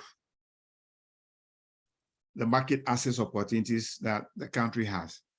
And now when we talk about capacities, the thing is we have our civil service, our public sector, they do all these things on behalf of the private sector and the country. You go there and you find serious lack of capacity. Now, somebody may claim that perhaps it's the unattractive salaries that does not encourage people to either stay in the system to make use of whatever skills that they have, because then there have been a lot of resources poured into training or developing the capacities of, technocrats. But then the more you train them, the more they become aware of the fact that their market value has risen and they move away. So you have high turnover. That is one thing. Also, people don't get attracted because of the low salaries and the poor conditions of service. So these are issues that we also need to take into consideration. We also recognize that even though we have opportunities, we're not able to take advantage of that. Another internal constraint, for example, is land acquisition. We may not easily relate this idea of land acquisition to trade policy. But you see, you formulate the trade policy to enable people to produce using resources, including land, before they can take advantage of the trade policy. But you have a situation where acquiring land is very difficult. Now, the regulatory procedures itself are so weak. And you have the situation where you acquire land for a project, and then all of a sudden you have multiple owners coming up, making it difficult for you to develop the plot or the parcel of land for any productive activity. Every day you read in the papers, on the internet, the Ghana page, web, etc., where people are always fighting over land. Why can it not be possible for us to respect whatever systems are there for land acquisition? It will also inure to the benefit of residential, etc., but also, more importantly, for productive activities. So these, again, are things we should keep in mind. Now, you also have delays in regularizing land-related issues. If you want to register land, there are all kinds of stories that you come across. We also have the situation of very costly transportation systems and inadequate feeder roads. We touch on that. If you are producing an agricultural commodity for exports, for example, and you don't have good roads, sometimes if you are transporting the products from your farm on the bad roads to the port, you have a lot of damage. Those are also some of these things we take into account. Now, if you look at the transport sector challenges, you have a very high cost of inbound and outbound transport costs. And of course, once the costs are high, it will reflect on the cost of imports and the exports. And then that renders you uncompetitive. Sometimes the complaints that we have from business people is that there are all kinds of charges which you cannot make sense of. And you come to suspect that they are not authorized and they are very indiscriminate. People are just using their discretion to levy you for no reason. If you don't pay, then you cannot either export your products or import clear the goods from the ports. So these are things we need to, pay particular attention to, because they might seem very minor, but they are very important that we try to minimize or, eradicate this. There might be nuisances, etc., but they go to affect finally, our trade competitiveness, and for that matter, whatever trade surplus we have in mind. Now, there have been complaints about, whether it's an allegation, nobody knows, corruption, and also in the implementation of policies. Now, we are very good at putting policies in place and documenting them very nicely. You read these things and say, oh, if this is what it is, then it should be, fairly easy to do this and that. But then when you then try to implement some of these things, then the challenges start arising. Now, people complain, and there's this perception that people placed in power at various levels are not committed to the country, and that they generally try to serve their own personal interests, and they use their positions to acquire wealth to the detriment of the work they have to do. Well, these are complaints. When you do surveys, etc., you find business people telling you this. Now, sometimes perception and reality, there's that debate. But if people keep repeating this, different people at different times, then it becomes a real concern for us to go in depth, examine these things, and see how best we can reduce them or eliminate them. We also have the perception, in fact, complaints that people with close political or personal ties are employed. And these are people who people claim are not competent for the job that they are given. Whether it is true or not is up in the air. But if you do not have competent people implementing policies, you can never derive the benefits, the intended benefits. So it is an area we also have to look at. But again, also, even if the complaints are genuine, do we have independent institutions that can take effective measures or put in place systems that will monitor every individual who are in such positions, including the system itself, so that we can reduce or eradicate these corrupt practices? Of course, in any situation, if you do not have a stable economic environment, then foreign trade or international trade becomes a challenge. Now I hear the city is very unstable now.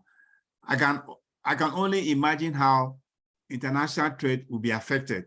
So it is important that if one area of a set of policies is aiming to achieve something, it should be complemented by other areas.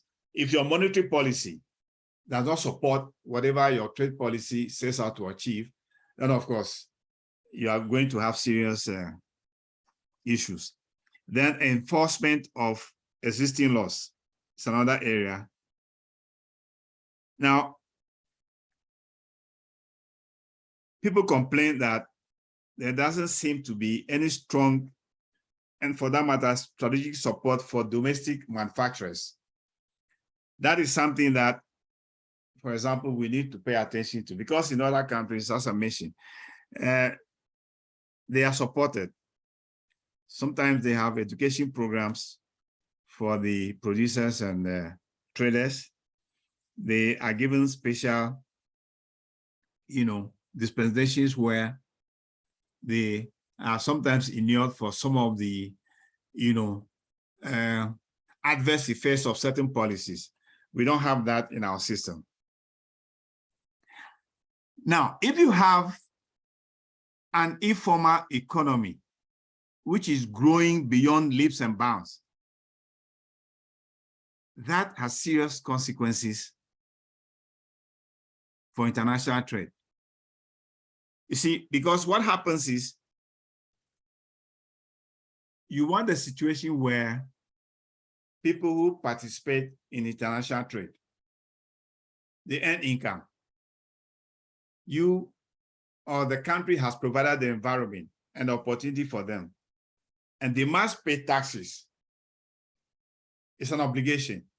And it is these taxes that are used to maintain the system. Now, if you are not able to formalize trading activities, it is next to impossible in collecting taxes to maintain the system. So it's important that the informal system that we have, the informal economy, is encouraged, or situations, avenues, opportunities are created for them to enter the formal trading system. If it is education, if it is simplifying the laws that we have, if it is training tax collectors to be more friendly towards them, all these things need to be examined in consultation with the people who are engaged in the informal trade themselves, because they also need to see the importance of paying taxes. And most especially where they would need provision of certain facilities, certain infrastructure to further their businesses, those must also be attended to, because if they see their taxes being used to improve the environment in which they operate, I think the willingness to pay the taxes will be automatic. There's a particular African country, we were doing work in, and on a particular day, we saw long lines everywhere. So we inquired what was going on. It's like all the, traders, taxi drivers, tailors, seamstresses, they form lines. And what they do is they have like the business centers that we have in Ghana. Those business centers are licensed for traders to go there and pay taxes. And they all have their code and their numbers. You go and then you pay. And those monies are remitted directly to central accounts. And those are things for us also as a people we can do to help, formalize these people and then provide whatever they also need to participate in the businesses that they undertake. Now,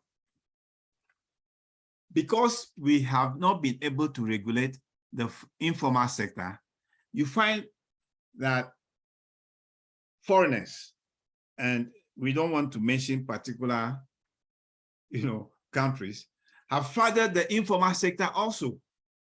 And in the process, they are displacing the Ghanaian traders. That is a huge concern.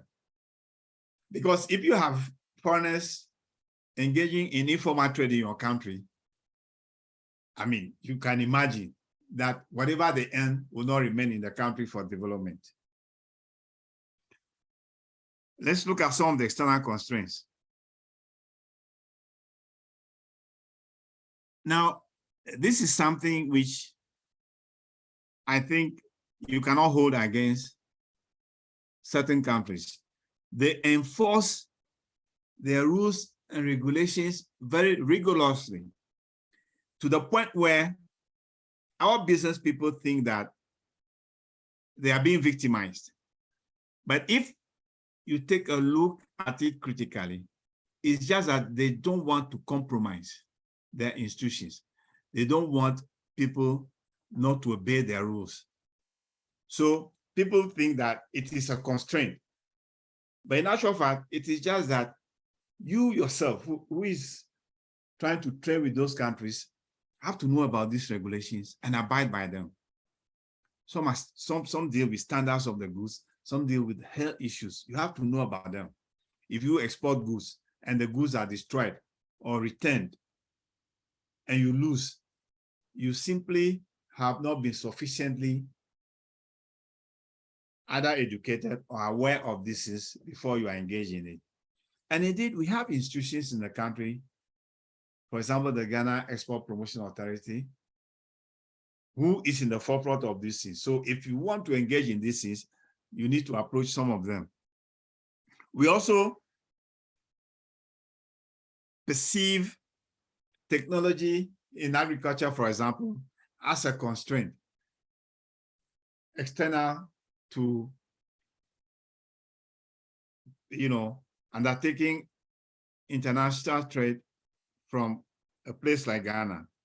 Again, we need to embrace technology.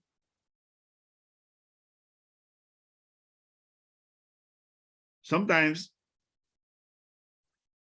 you have the situation where the developed countries will not patronize the goods that you produce. Or sometimes they outrightly place an embargo. Again, it is simply due to the rules and regulations they have and the standards they put in place. I must say that they are constantly reviewing some of these standards, and some of them change very rapidly. For example, when it comes to food items, there are standards which stipulate that whatever you put on the market should not contain certain chemicals, other pesticides, or even, fertilizers. Because when the plants are exposed to some of these chemicals, they enter the plant system. So what they do is they take samples and they subject them to laboratory analysis. So if your products do not meet what they call the minimum or the maximum tolerable levels of these, chemicals, they are rejected. Now, these are things we are not familiar with in our countries. There was a joke at one point that some countries,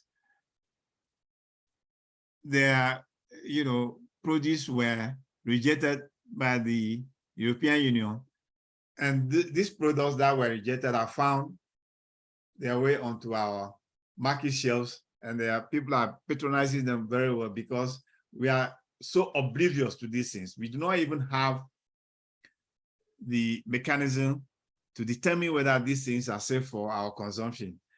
Again, we need to be familiar with some of these things. Again, we have the issue of intellectual property and technology, which I mentioned earlier on. Now we come to Ghana's trade policy. When we compare to the developing countries, our trade policies are not as developed. Of course, we have a lot of room to learn. But again, because the world itself has improved trade policies, Ghana has been forced also to meet certain standards, which has led to increased exports of raw materials and also encourage foreign direct investment in our economy.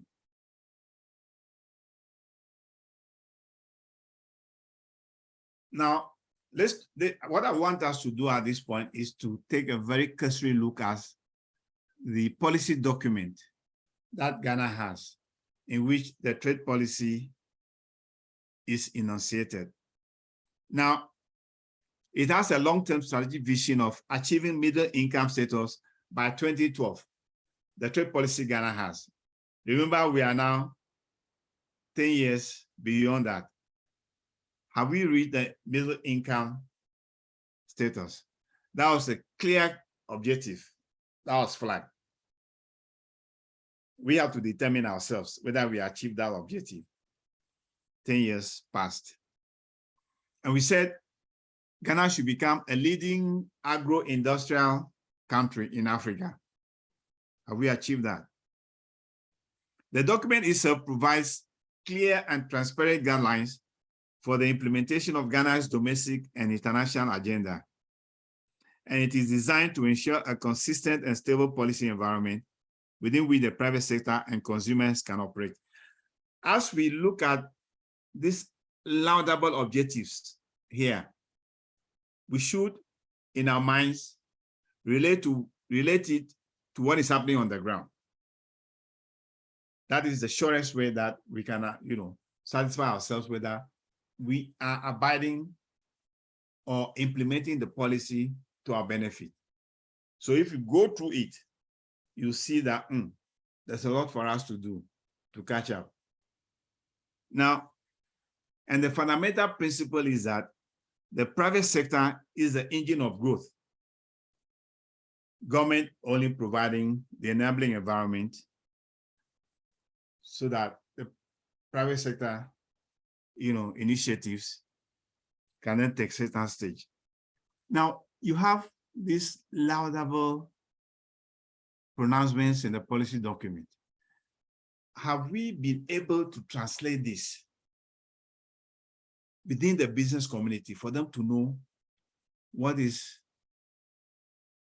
their obligation and what right they can lay claim to, what they should do, what they should not do?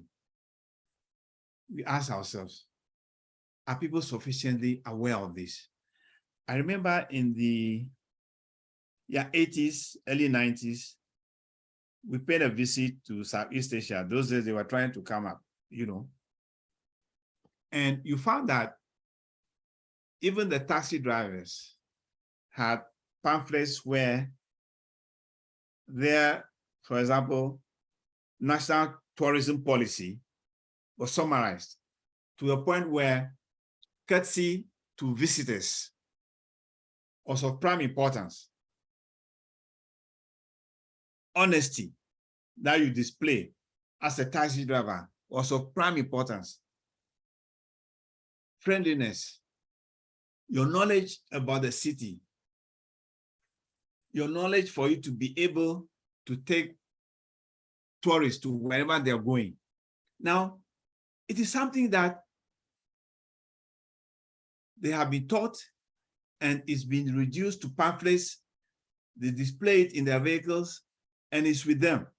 Now, that level of education is something worth emulating, that whatever policies that we have as a nation, we should be able to break it down for the average person to know what is required of them.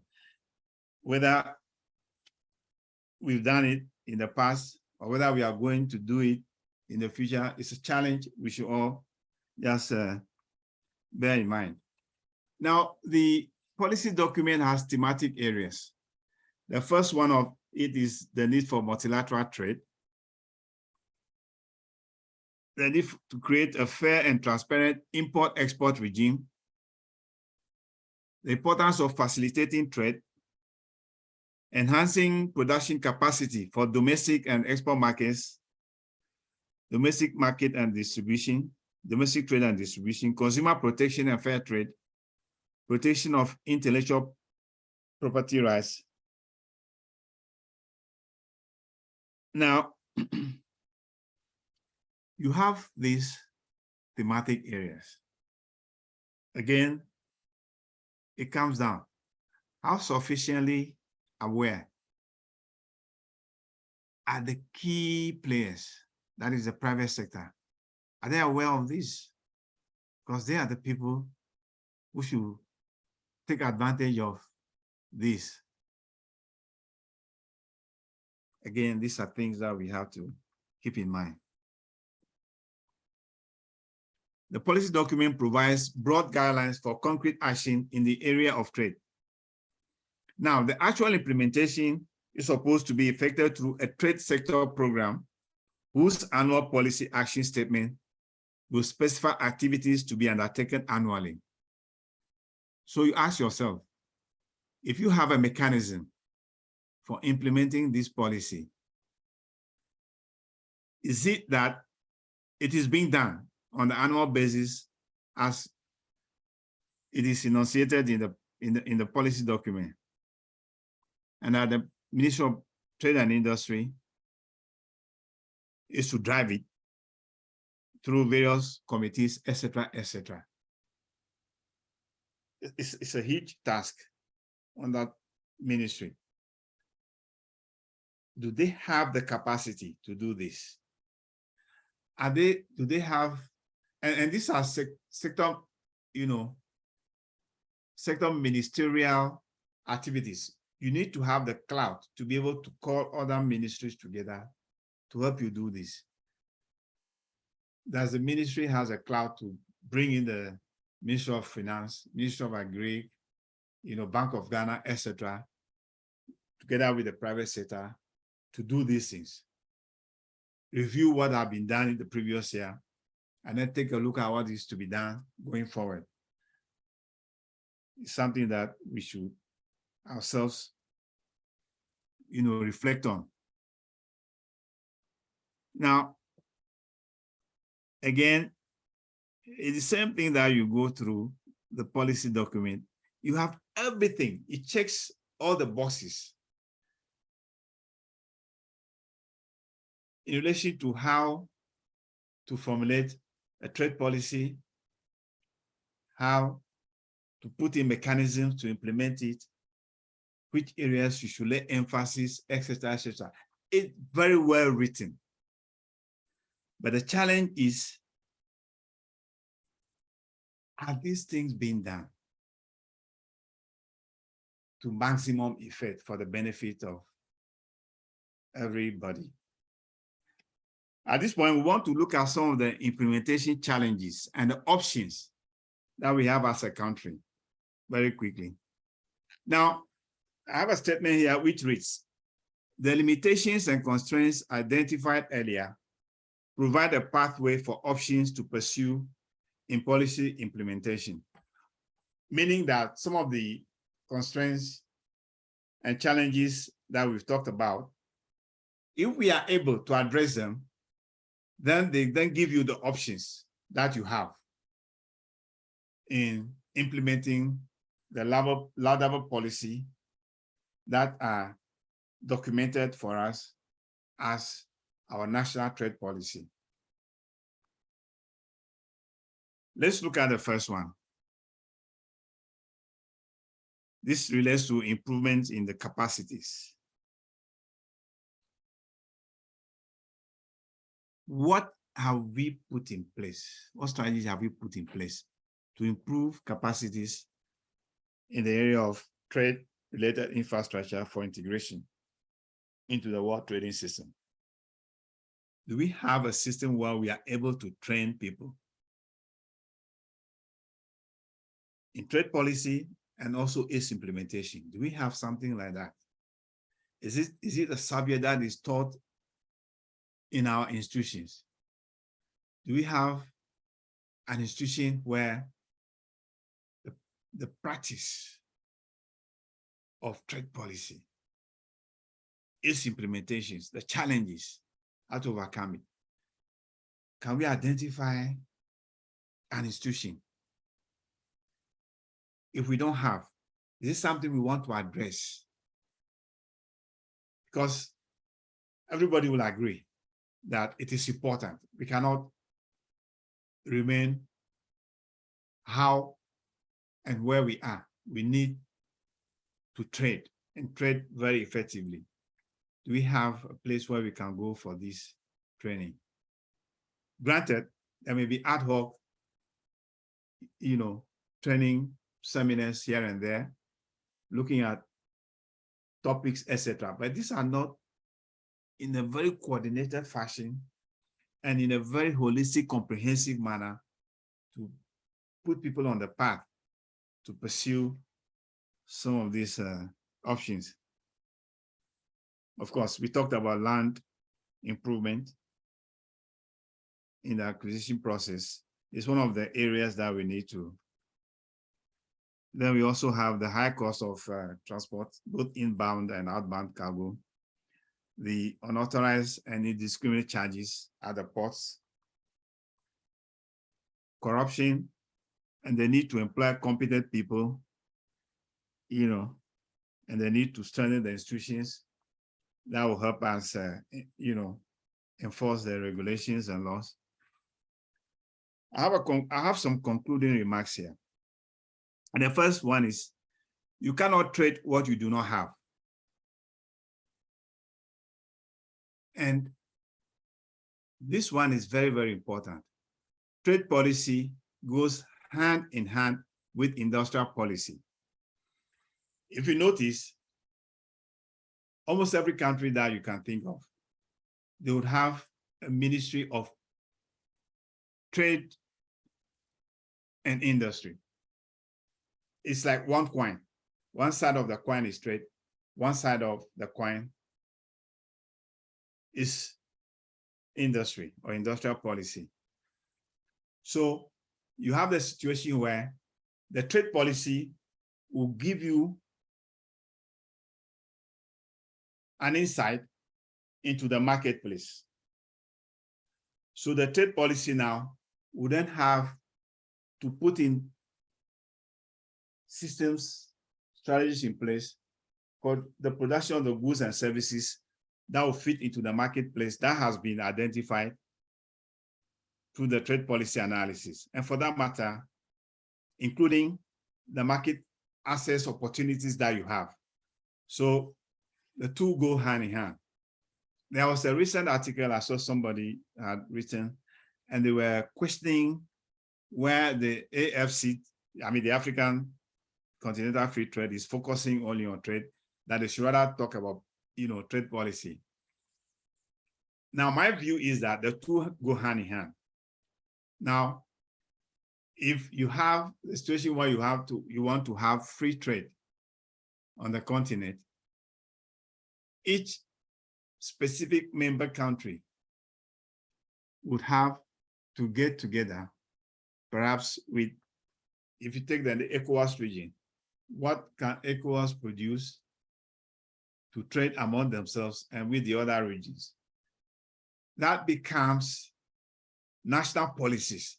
For example, if you have issues with land acquisition, you don't need a continental arrangement for you to solve that land issue.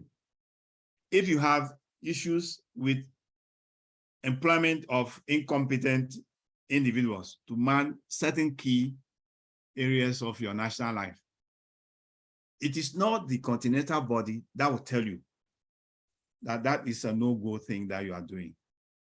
So it's something we have to keep in mind. Trade policy and industrial policy, they go hand in hand. Okay. So, Okay. but the key thing is that the industrial policy that you fashion should deliver the goods and services. At this point, I want to thank you very much for your attention. And we'll open the floor now for questions and answers. Okay. Thank you. Okay. Thank you very much, our guest speaker, for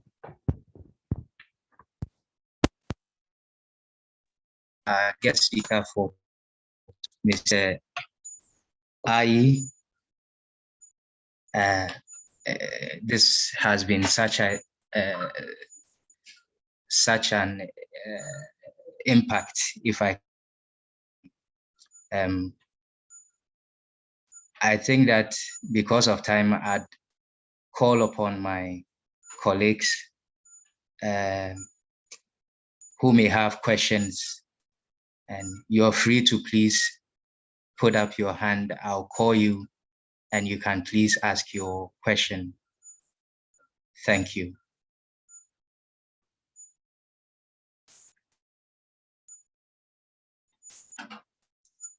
While we wait for that, I'd just like to quickly run us through what our guest speaker has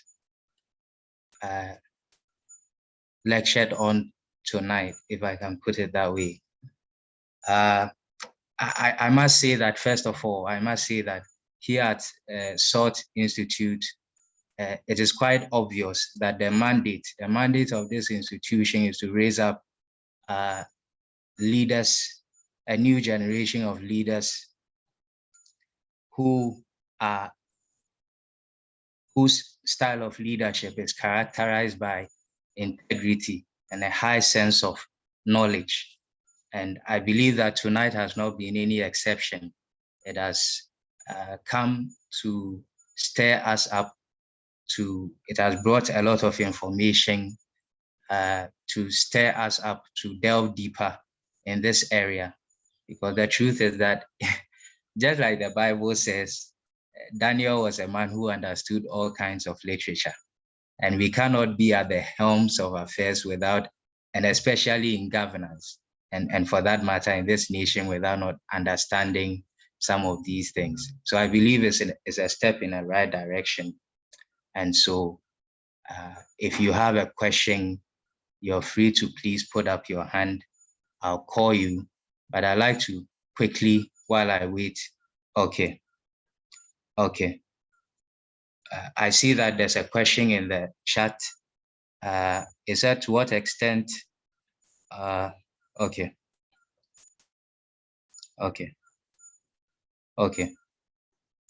I'll read the question quickly. Is that currency help to provide competitive advantage in regional international trade? I don't know if our guest speaker would like to speak to this before we continue. So, Mr. Aryee, please, would you? Yeah, say it again, please. So the question is, to what extent does a common currency help to provide competitive advantage in regional international trade? Yeah. And that question is from Mr. Jehuaida Godwin. Yeah. Well, the simple answer is that it goes a long way to facilitate trade, but before you get there, certain things have to be done. You remember at the ECOWAS region, for example, we're aiming for that. And there are certain criteria that has to be made. But consistently, year in, year out, some countries would satisfy a few of the conditions, and then subsequently they will slide. You need to establish macroeconomic stability in your country. You need to have your deficit below a certain level consistently. So if you are not able to tame those challenges within your economy, and that applies to all the member states, then it becomes impossible to achieve that that common currency thing. Now, it also helps if you have one central authority which is in charge of seeing to this. There was a time that when we're talking about the common currency for West Africa, we even have the West African Monetary Institute. They used to have an office in Accra. I don't know what came out of that. They were doing a lot of work, and then all of a sudden, etc. Sometimes in the midst of it, then you have change of government in another country, and then everybody is set back. So it's not easy. It's quite a challenge. But then, yes, a common currency will facilitate trade very well. Wow. Okay, so we are still okay. There's a hand up again. Yeah. Please go ahead and mute and ask your question, please. Okay. Thank you very much, moderator, Mr. Elvis, and thank you, Mr. Kwagbenu, for the very thought-provoking ideas you have shared with us this evening. I think if I heard you correctly, you mentioned within your presentation that Ghana's own trade policy at some point had set a target of becoming a leading hub for trade on the continent, if I heard correctly. I find that a bit ambiguous, apart from it being ambitious as well. And if, with your permission, I'll just explain briefly and request your thoughts on that.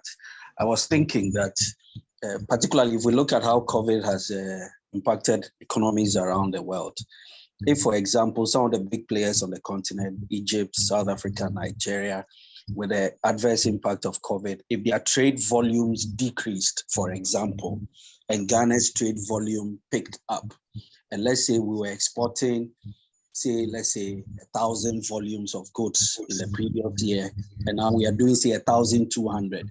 By the mere fact that others' trade volumes have decreased and ours have overtaken them, we would have met the target of being the leading trade hub on the continent, and not necessarily in terms of volume. So I'm just thinking aloud, wouldn't it have been best that such ambitious targets are set in terms of volume rather than just positional or nomenclature? We want to be the leading.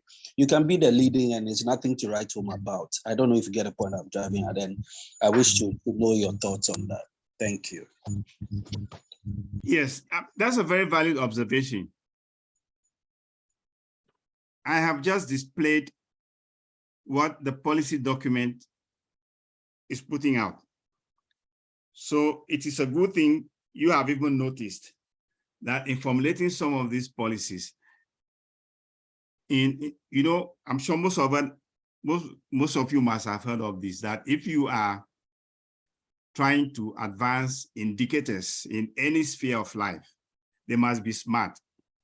That means they must be specific, they must be measurable, they must be attainable, they must be open to review, etc.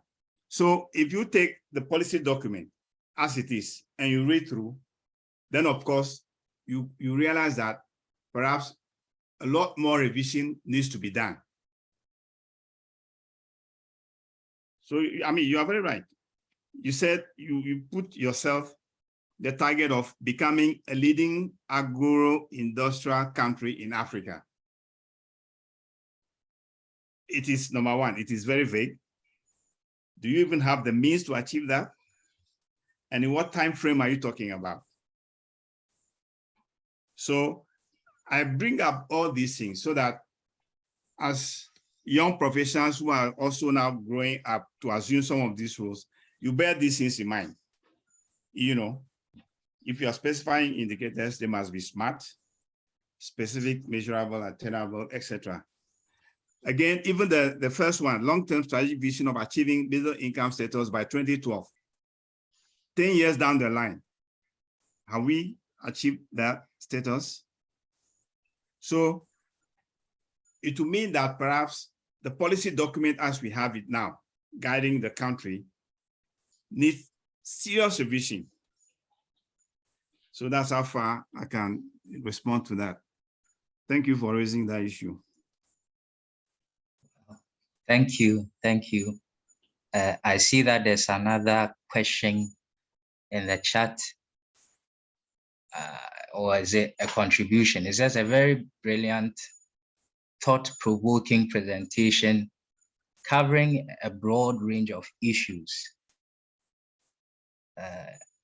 germane to Ghana's circumstance and delivered with such expertise and mastery of the subject. Well done, Mr. Kwagbenu. While we wait for maybe one or two more questions, I'd like to quickly run through what tonight our guest speaker has taken us through. He first started by, and then when I'm done, maybe I'll also add my question. He started by taking us through some key terminologies in international trade. He talked about international trade itself. He talked also about trade balance, and he talked about the pros and cons of international trade. good as international trade is not good as international trade is, it comes also with some, it has its own critique from some schools of thought, some scholars. And our guest speaker talked about some of these critiques. He revealed them while he spoke. Our guest speaker also gave us some takeaways, and at this point, I'll just mention one because of time. He talked about the fact that it actually opens new markets and exposes countries to goods and services, which I think if we go back to the recording, we'll better appreciate the context within which he said that. Our guest speaker also talked about the impact of trade on the economy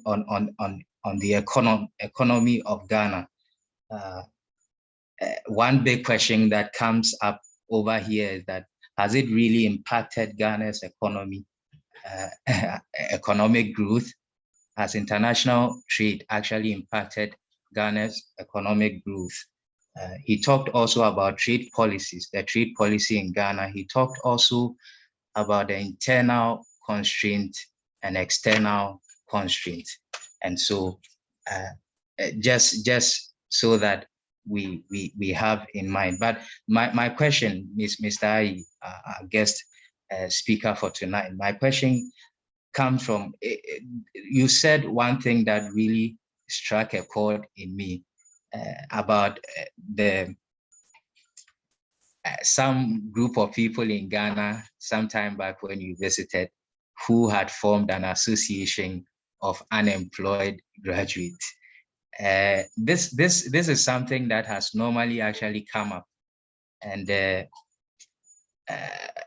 my question is, could it be that it's our education system that has actually failed us, so that it hasn't produced the kind of human resource who would be able to, if I can use the word, think and create things for themselves?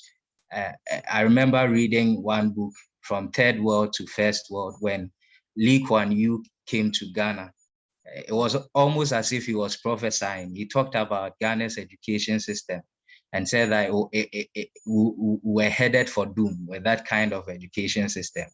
I want to find out from you, Mr. Aryee, please. Could it be that it's the education system that has failed us, or it's just the people, the youth, if I can put it that way? Thank you. Well, yeah, that's a very interesting and thought-provoking question. Now, one of the things I have learned in life is that education, and for that matter, the classroom, only prepares you for life. The real learning happens when you leave the four walls of an educational system. For example, you should develop critical thinking once you are within the educational system, which should be able to help you compete, to be able to help you provide for yourself and your dependents, to be able to help you fit into your system, to the environment you are in, to be able to help you improve the environment itself in a controversial or in a non-adversarial manner. Now, so if the education system is not helping you acquire those attributes, I think that immediately you yourself come face to face with reality. You need to reinvent those things within yourself. I gave the example of what I witnessed in Malaysia, where people with a master's degree in business, etc., they realize that they have to survive and create businesses for themselves. And they started by cutting grass to sell to people who are rearing livestock. Now, that kind of that kind of innovation, that kind of initiative, you don't learn in any classroom. You don't learn in any business school. It is reality hitting you. But then, like Lee Kuan Yew, specified, I used to visit Singapore too a lot those days. What you notice is that there's discipline in that system and there's predictability. For what I can say for our own environment is sometimes it's as if the system itself is fighting against you. Again, I also, in the same vein, tell people that you should not only think of the immediate environment you are in as the only place that you could survive. Open your mind to the world. Acquire knowledge, especially these days with social media and the internet. Even if you are not taught the right things, you can unlearn all the bad things that you think you might have been taught. If it's only memorization, if you come out and the system hits you and you realize that memorization is not going to take you anywhere, you need to develop an inquiring mind, a critical thinking, set of skills. Please adapt very, very quickly, and don't be shy about starting from any point and building up.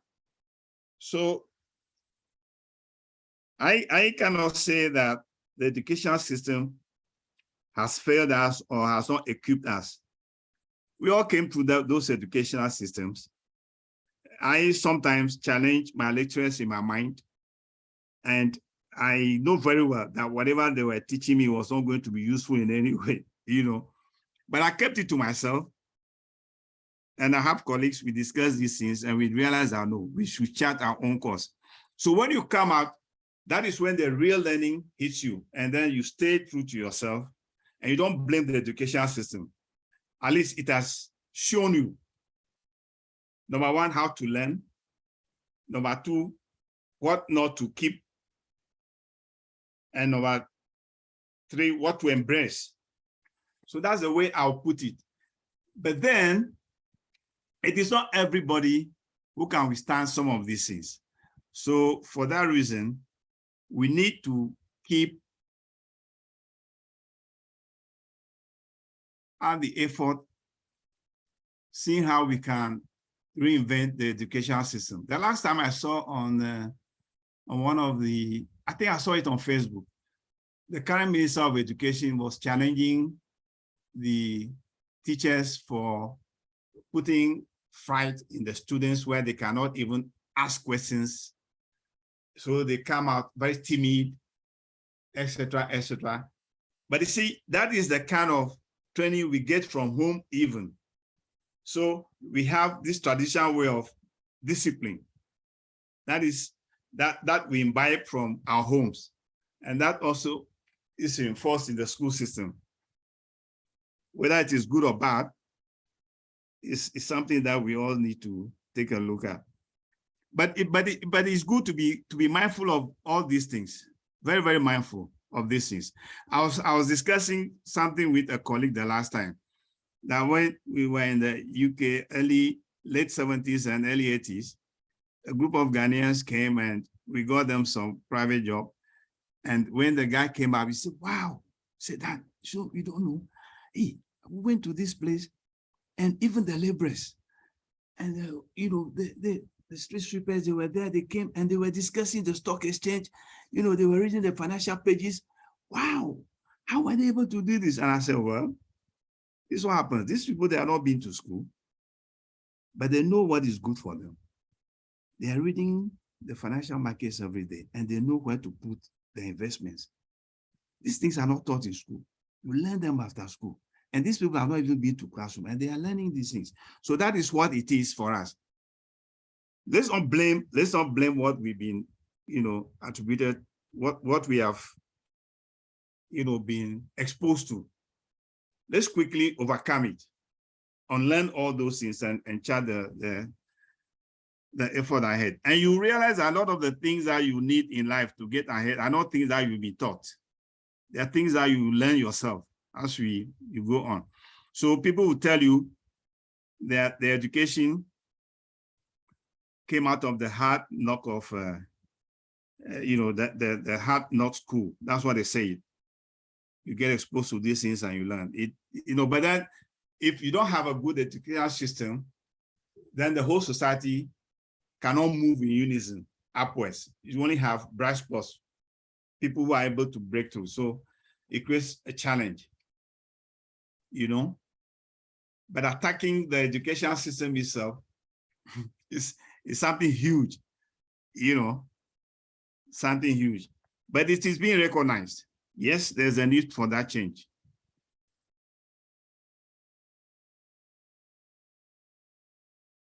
Wow, that was thought-provoking. So Dr. JST Abosi shares his thoughts. He also says, I can read that. He says, thank you for this insightful discussion. Say, well appreciated. He said, it's up to us all to take initiatives in our own way in various places. Thank you, Dr. JST Abosi. While we wait for, okay, there's a hand here that wants to, I see, please go ahead and ask your question. Right, I thank think you. we may have to take one last question and then, yes, Sure, thank please you. go ahead. That's fine. Yes, sir. Thank you very much. I have two quick questions. My first exposure to international trade conversation. So, pardon if I display a lot of ignorance in my questions. So, from the imports and exports slide, when you spoke about Ghana, focusing more on our exports, it looks like, and even just looking at the figures of the quantum or the value of the exports, if you take away crude, that's the oil, the gold, I mean, the things that naturally are in our soil, we are basically exporting very, very little, which means that as a nation, we're not putting in any effort aside what God has naturally blessed us with. So in other words, we haven't really used our abilities to actually think and think well, to be able to do anything meaningful aside what God blessed us with. And even with what God blessed us with, we just pick it and we just export it. We do very little to it. So where is the thoughts that goes into what we do as a country? It makes me want to ask that if we are even sending these raw products out, and from the presentation, you said that once you add value to these items, which is what the markets who buy from us, that's what they do, and then they end up selling to us with margins in hundreds.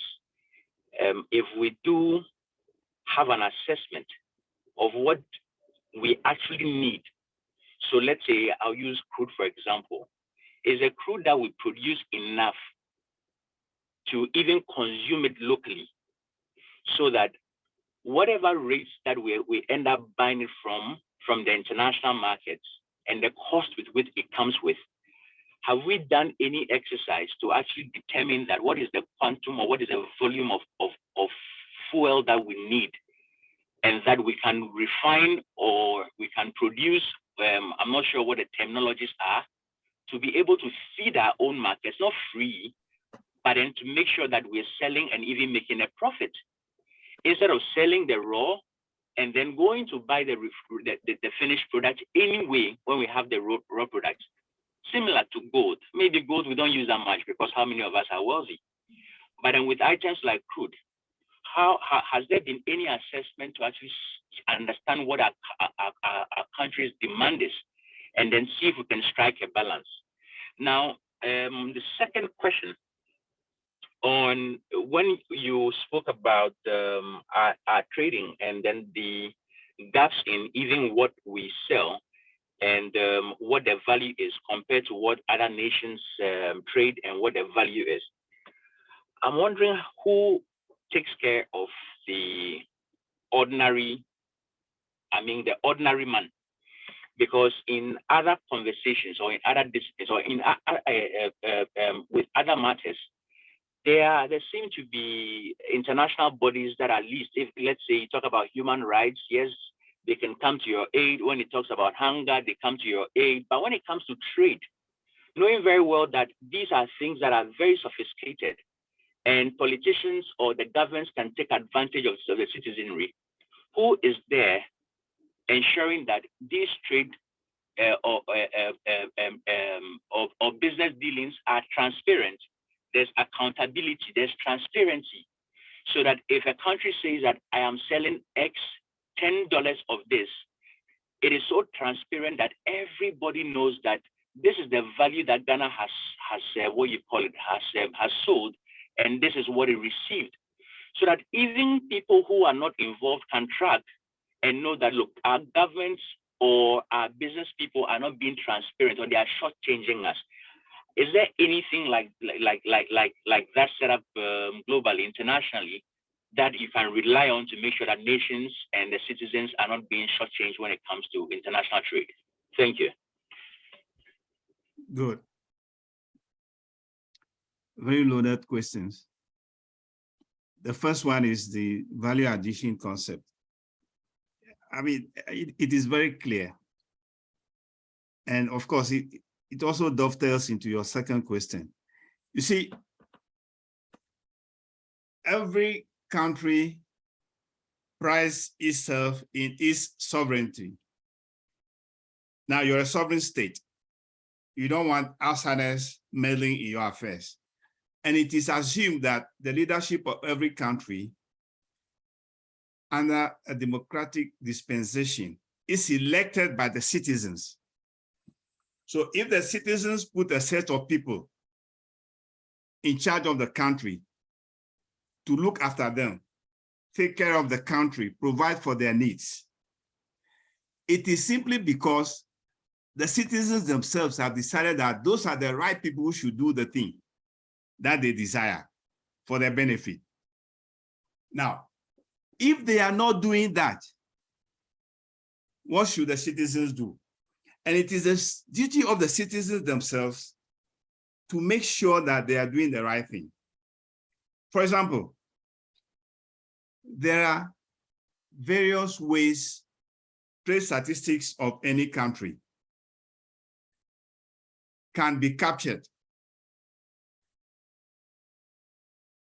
because you have international institutions which record every country's trade. Now, you yourself as a country will report to those entities, for example, what you are exporting. The countries that import from you will also record. If there are discrepancies, if you are reporting, say, 10, and a country which is buying from you, say, oh, he's bought 20 of these from this person, and there is documentary evidence. Why are the citizens not able to go to that source, which is free to access? We are talking about UNCTAD, we call it Comtrade. We are talking like the ITC, International Trade Center, they have what they call the trade map. And we have various other institutions who do some of these things. And they publish these things, it's on the net. The challenge could be that perhaps we should train some of you to know how to go onto these sites to extract the data and to confirm yourselves what is happening within your own economy. Whether your own authorities are recording correctly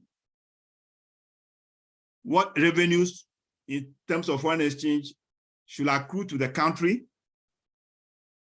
whether they are correctly compared to what other countries are reporting they are taking from you. So it is from there that you know whether the people you put in charge are seeking your welfare or not. Because you trust them. If there are loopholes, they have all the powers, the constitutional powers, to make sure they plug those loopholes, and the revenue that is generated is used in meaningful ways for you to see. So it's a shared responsibility. The citizens themselves should also be alert. You cannot be a citizen and expect an external body to seek your welfare. It will be seen like they're meddling into the, affairs of your country. And your country, the people in charge will not allow it. So you yourselves should do that, challenge them. That is one of the things that, we need to do. You need to equip yourself with evidence, and the evidence is there for you to collect, generate, and be able to say no. As a country, our people are not treating us fairly. Where is the money going? Where is the revenue going? Why are we in the situation we are in? So that is one of the things. As regards the exports of raw materials, it's always been there all along. Again, if you want statistics on the crude oil Ghana exports and the quantum, you have what? Is it GMPC? You have all these commissions set up, being funded from the public treasury, to which everybody pays tax in one form or the other. They should be able to be accountable to you as citizens, either through your representatives in parliament. And this is not being done. And it's sometimes you look at it, you shake your head. Look, let me tell you something. It's like some of us, we are one foot here, one foot there. In why I stay in Canada with my family, every public works that is going to be advertised emanates from the people's need. Surveys are done and they say they'll need this. Then the costing is done. This thing is published. And then opportunity is given to citizens to send their comments. You can walk to the office and write it, or you can send it online, etc. Petitions left and right. You see transparency in all these things. So if they call you to pay tax, they don't even have to call you to pay tax. You yourself go to declare your tax, within a certain period of time. And you don't feel it because whatever you pay, you get it back, either through the healthcare system or the infrastructure, etc. Now, when they're auctioning oil blocks, they'll advertise it. So and so, the area of the oil block that they want to auction is there. They'll set the reserve price. Then the companies that are bidding, both domestic and foreign, will send their bids. The bid will be open. All these things are published for everybody to see. There's so much transparency. And how the revenue will be apportioned and used, everything is there. So you have the opportunity to learn from other jurisdictions to apply to your own environment. So all that I can say is that perhaps as a people, we should be more demanding for our leaders to do things right for everybody's benefit. It is not like you are standing against authority. There's a way that you can present the facts without being, confrontational in an adversarial way. Present it. Facts have a way of speaking to people. Over time, perhaps it's a gradual process, things will change. But you see, the tendency in our country is that a lot of people just let things go. People just don't bother, etc. And so people are always played one against the other. But then if people who are committed are able to go to the source of information and make it available, and they quote it, they quote it and provide evidence, it's fine. As for this, again, this issue of value addition is something that has been with us. Again, trade policy and industrial policy can make sure that these things are done. There was a time that a particular country just said they will not license any mining companies. It's an African country. Until their citizens themselves are in a position to mine those minerals. No foreign company, despite all the temptations, etc. When a particular leader passed away, some of these companies found their way. Then along the line, another leader came and they reviewed all the, contracts that were signed with all these companies. And they found so many loopholes and they made sure that those companies were levied and they paid back taxes previously owed that they had not paid, all arrangements, they canceled everything. So the political will to make sure that the right thing is done for the country and the citizens is something that we have to instill in our leaders, But these are areas perhaps we, cannot be talking here because we are just limiting ourselves to a seminar on trade policy. So suffice it to say, we should just challenge ourselves. Thank you. Thank you. Thank you so much. Thank you so much, our guest speaker, Mr. Aryee. Being mindful of time, I think that I'd just like to humbly caution the last person to ask us a question, to ask the question, to be brief about it, if that can work, please. But I believe also that this is the right time to recognize the presence of some special honorable members in our midst, if I can put it that way.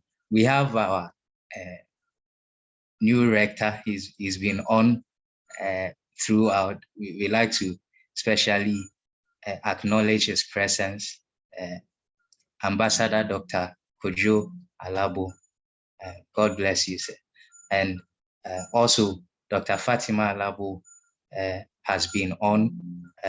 Also Dr. Abose has been on. Dr. Kofi, Dr. Monucho, and Mr. Ama, our rector, and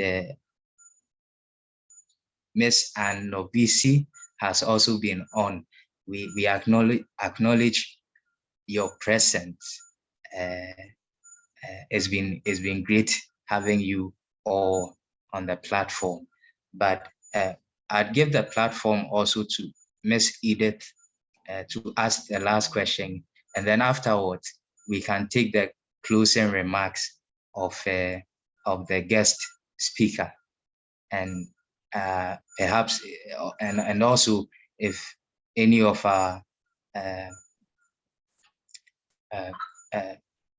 if any of our special honorable members has anything to add, we will take something from you too. So Edith, please go ahead with your question. All right, thank you, Elvis, and thank you, Mr. Aryee. I really enjoyed the class. It was very insightful, and all through the questions, I've been listening to everyone. Now, my problem is what we are still talking about. I want to understand what business model it is that we would have natural resources and we can't be able to process them. I don't know. Is it because our leaders are taught the same way, or is it a business model? Because I don't understand why, like a country like Nigeria would produce oil for all these years and don't have any working refinery as I'm talking. And the ones that are there are dying, and they are happily sending this oil outside, even building a refinery in a neighboring African country where they will now export and bring it back. You look at Ghana, the same thing with the cocoa and the oil. I don't understand, because if it's one country, we understand it, but we see it being replicated in other West African countries. Is it a business model? Is it that our leaders see something useful in it? And another thing is, you mentioned demanding accountability from our people.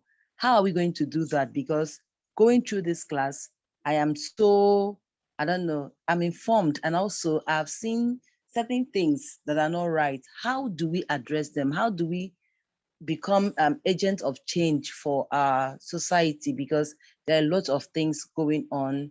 And how would I, especially like me, how would I be of help? That's my question. Great. Very, very intelligent and challenging questions. Number one, let me state a parable here. You know, if you see a pool of water and you take a pebble and you throw it in, you see what happens? You see rings going around that small pebble in wider cycles. Ripple. That's a, pardon? Hello? Yeah. Yeah, I was trying to draw your attention to the fact that if you see a pool of water and you throw a stone or pebble into it, what do you observe? There'll be a ripple. Yes. First, you see a small cycle, and the cycle gets bigger and bigger, wider and wider.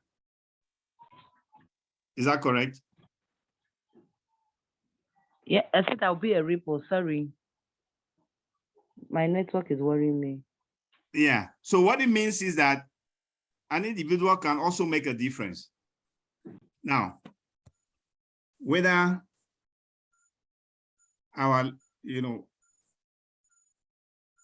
said what, I'm starting with the second question. What can you as an individual do? I have told you, I've mentioned the fact that if you think that things are not right in a way, you need to equip yourself with knowledge. Evidence is very, very important. Facts. In the area of trade policy, for example, there are sites which collect trade statistics, and I've mentioned the Comtrade. These are all UN, bodies that have been set up, and then the ITC, they have the trade map. You can find trade statistics on any product under the sun, and for any country. So if you go, you put in Ghana, whatever product that you wish, you get the information. Now, if you now have that statistics, and your national authorities are telling you that this is what Ghana has exported this year, you have the opportunity to go to those sources and match what they're declaring with what those international bodies have there. So that will inform you on what's going on. With that fact, perhaps you can, amongst yourselves, start and say, look, this is what I found. People can go and verify it. And then you can find a way of publishing those statistics and quoting the sources for people to go there and do the independent verification. That is a way of exposing some of the rot and corruption in our systems. Now, for some of us, by the nature of the work we do, we have signed lots of confidential, agreements and non-disclosure, whatever statements that we cannot be doing these things, but we can help you with the means where you can get the information from, free sources to do it. But that doesn't mean that I can also do it. But it's important that if you are interested, and from the group of you who are now getting exposed to this trade policy thing, try and follow up. As I said, I'll give the presentation and a few other documents to the Institute for your benefit. And then the interest will grow there. As you grow the interest, you see how interesting this whole topic is. Using trade policy, you can change whatever it is. Now you ask me whether exporting raw unprocessed materials, whether it is a business model. My dear, I can tell you that that is no business model. You can't call that a business model. No. You cannot call that a business model. And that is why with trade policy, identify what objective you want to achieve. You can put it as the main objective in your trade policy that we want to start adding value to perhaps specific, by name, specific raw materials before they are taken out of this country. And you can start by saying, we want to add value up to a certain percentage, and you graduate that percentage to move higher and higher. And you'd have gone through the rudiments of demonstrating to yourself the amount of money you earn by adding value at every stage that you derive, which will provide the justification as to why you should be doing that. Then there is a policy that the country buys into that, look, we need to stop exporting this. So everybody knows that this cannot be exported unless you add value. And I bet you see the number of industries that start springing up all over the country just to process those raw materials. But if you don't have the political will as a country to put these measures in place and insist on them being respected, perhaps in a few years, for example, you may suffer, a dip in revenues in lieu of the raw materials you're exporting. But the interesting news is here that, look, under the various trade agreements we have signed, for example, the EU-Ghana Economic Partnership Agreement, which I have the fortune of being party to in at least developing the implementation plan for Ghana, you can make a case to the EU that, look, you are importing so and so machinery from their country to process your raw material. And because of that, you are going to suffer losses in custom duties. And there is a mechanism where that money can be paid for you to make up for that loss you are going to sustain in the short term. And that you are targeting their market. They would then tell you, in fact, it's all there. You don't even have to ask them. All these, procedures and systems are there. You equip yourself with them. You just go by them, produce the goods, and export to their countries. So the will is there. Just have the policy in place and make sure everybody follows it, and let people learn or teach people how to go by it. And if you want support or training to do these things, it's a matter of requesting it. We are members of so many international bodies which offer these things for free. And in doing this, these international bodies engage some of us to do this to help our countries. And we are happy to do it for free. So the challenge is to challenge ourselves. Sometimes some of us go out of our way to try to interest our own people. They're not interested. And since they have the power, you can't force them. But if as a group of people, we come together and say, look, let's do this. And we present irrefutable evidence based on all this analytical work that I'm telling you can be done. Draw down all the figures, statistics, etc. Then it becomes very meaningful. And let's get the mass media to help us publish this information. Very incontrovertible statistics on how these things can be done. Over time, people will pick it up and they'll buy into it.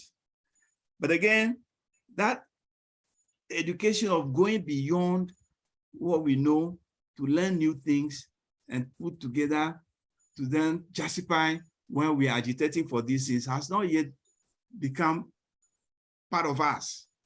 But we need to build that into our consciousness, and some of us were the same people who do it for other countries. And I told you a particular country where we were able to get the government to ban the import of used clothing. We helped them do that.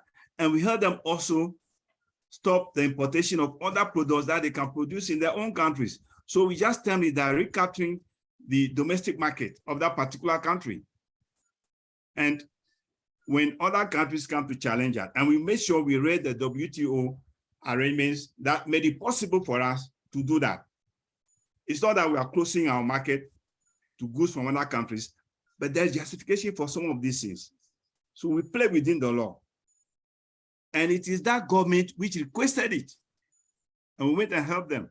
So these things can be done. And Ghana's own is so pathetic because we have been doing this for so many years and we don't have any excuse at all for us not to stop. We need to stop. So that's what I can say. Let's start by getting the evidence, the statistics, put them together.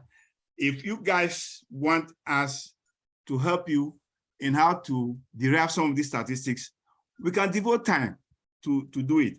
If I get to Ghana one day and it is that you have the need and you really want to do this, you can spend a day teaching you how to get these statistics. We show you how to go there and put them down for free. You only have your PC or sometimes your phone to get this done. So that's what I can say. Thank you very much. A big thank you to our guest speaker for tonight, Mr. Aryee. Please, okay, a very big thank you to you, sir. But yeah. Just before we take the closing remarks from, we'll take first of all one from our honorable faculty members, one from them, and then we'll take a closing remark also from our guest speaker for tonight. But before we do that, I'd like to please Mr. Osafo Samuel, if you can please share the flyer. So SALT Institute, like I mentioned early on, we are not just interested in having people pass through our educational system, but we are also interested in building leaders with biblical principles that will also make them a people of integrity, leaders of integrity. And as part of that, we have a biblical exposition, and our guest speaker for that is Dr. Ketriel Blood. And like you're seeing in the flyer, the date and the time and all that is here. I hope that we are able to play the recording again, and we'll keep reminding ourselves on our platforms. Thank you so much. But just before we take the closing remark from our guest speaker, we'll also like to hear from our faculty members. Please. Okay. Okay.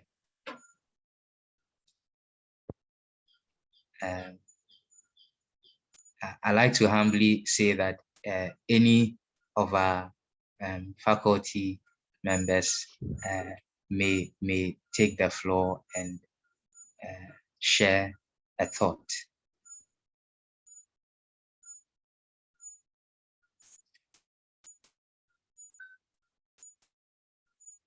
Okay.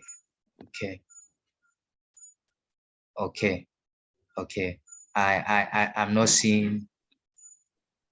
Okay, I'm not seeing any hand as yet, and so I would like to humbly invite our guest speaker again to give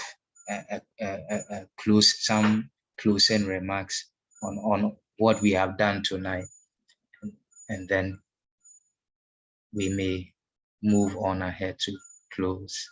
Thank you, sir. Okay. So it's my turn now? Yes, sir. Yes. Oh, okay. First of all, I just want to thank you for SALT Institute and everybody who made this happen, for the opportunity to share my thoughts and to welcome your views also this evening. the most important thing is this is like just the beginning, an introduction to these things. The bulk of the work now resides, lies with you to get some further insight by reading around the subject. And my email is available. If you people need certain specific areas where you want to do further, reading or research, I'm prepared to send you literature on that. So I would be happy to hear that you are pursuing this, and then we can then all together get to a level where we form a strong constituency to influence policy for the good of the country. Thank you very much. Thank you very much. Our guest speaker for tonight, Mr. Aryee. God bless you so much. We are grateful, sir. We'd like to take the vote of thanks, and for that, we'll invite our sister, Miss Edith Praise. And after that, just so I don't have to come in again, we'll take our closing prayer from Mrs. Mavis Asare. Thank you so much. Yeah, but before you go on, sorry. Yes, sir. Yes, sir. At the beginning, you notice that we invited expectations from participants. Yes, yes, sir. And people came out with their expectations. So I just want to find out whether, there are some lingering areas where we've not touched, so that perhaps we defer that to the future.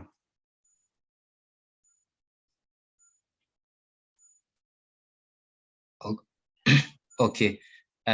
Please, for my to my cohort members, colleagues, please, if you okay. Expectations met. Thank you so much. Thank you so much. This is from Mrs. Mavis Asare. Okay. And so, in the absence of any comment, I think that Miss Edith, please go ahead. You can give the vote of thanks. Wow. So soon, we've come to the end of this class. So soon, because it was so insightful, thought-provoking. It's as if we shouldn't end this class. Thank you, Mr. Daniel Aryee, for this opportunity, for impacting us with knowledge. In fact, this class for me is something that it was like an information, something that's been poured out now, triggering some reactions, some thoughts that as we go back, people will be thinking, we may now be looking at our country from a certain perspective, certain things we hear now, we've been equipped to go back and think about them in details before, trying to bring a solution. So, Mr. Aryee, we pray that God will bless you so much and also use you to start that movement that would help us bring policies that will move our nation and our continent forward. And I also want to thank our faculty members that took our time to come and listen to this lecture, and our cohort members, our colleagues, thanks for coming out. And we all can attest to the fact that it has been a time well spent. This is information we've always been longing to get. And sometimes some of us don't even know where to get them. But today we thank God for Mr. Daniel Aryee for this time. And one thing I'll say is that let's go back and work on this information. Let's go back and become agents of change in our society. Let tomorrow attest to the fact that a set of people pass through such institutes and are able to get knowledge that they use to influence the society. Thank you so much for this time, and we pray that God will keep us and keep our guest speaker and help us institute to stand and be able to produce leaders that will take on this continent. Thank you so much, sir. Thank you. Thank you, Miss Edith.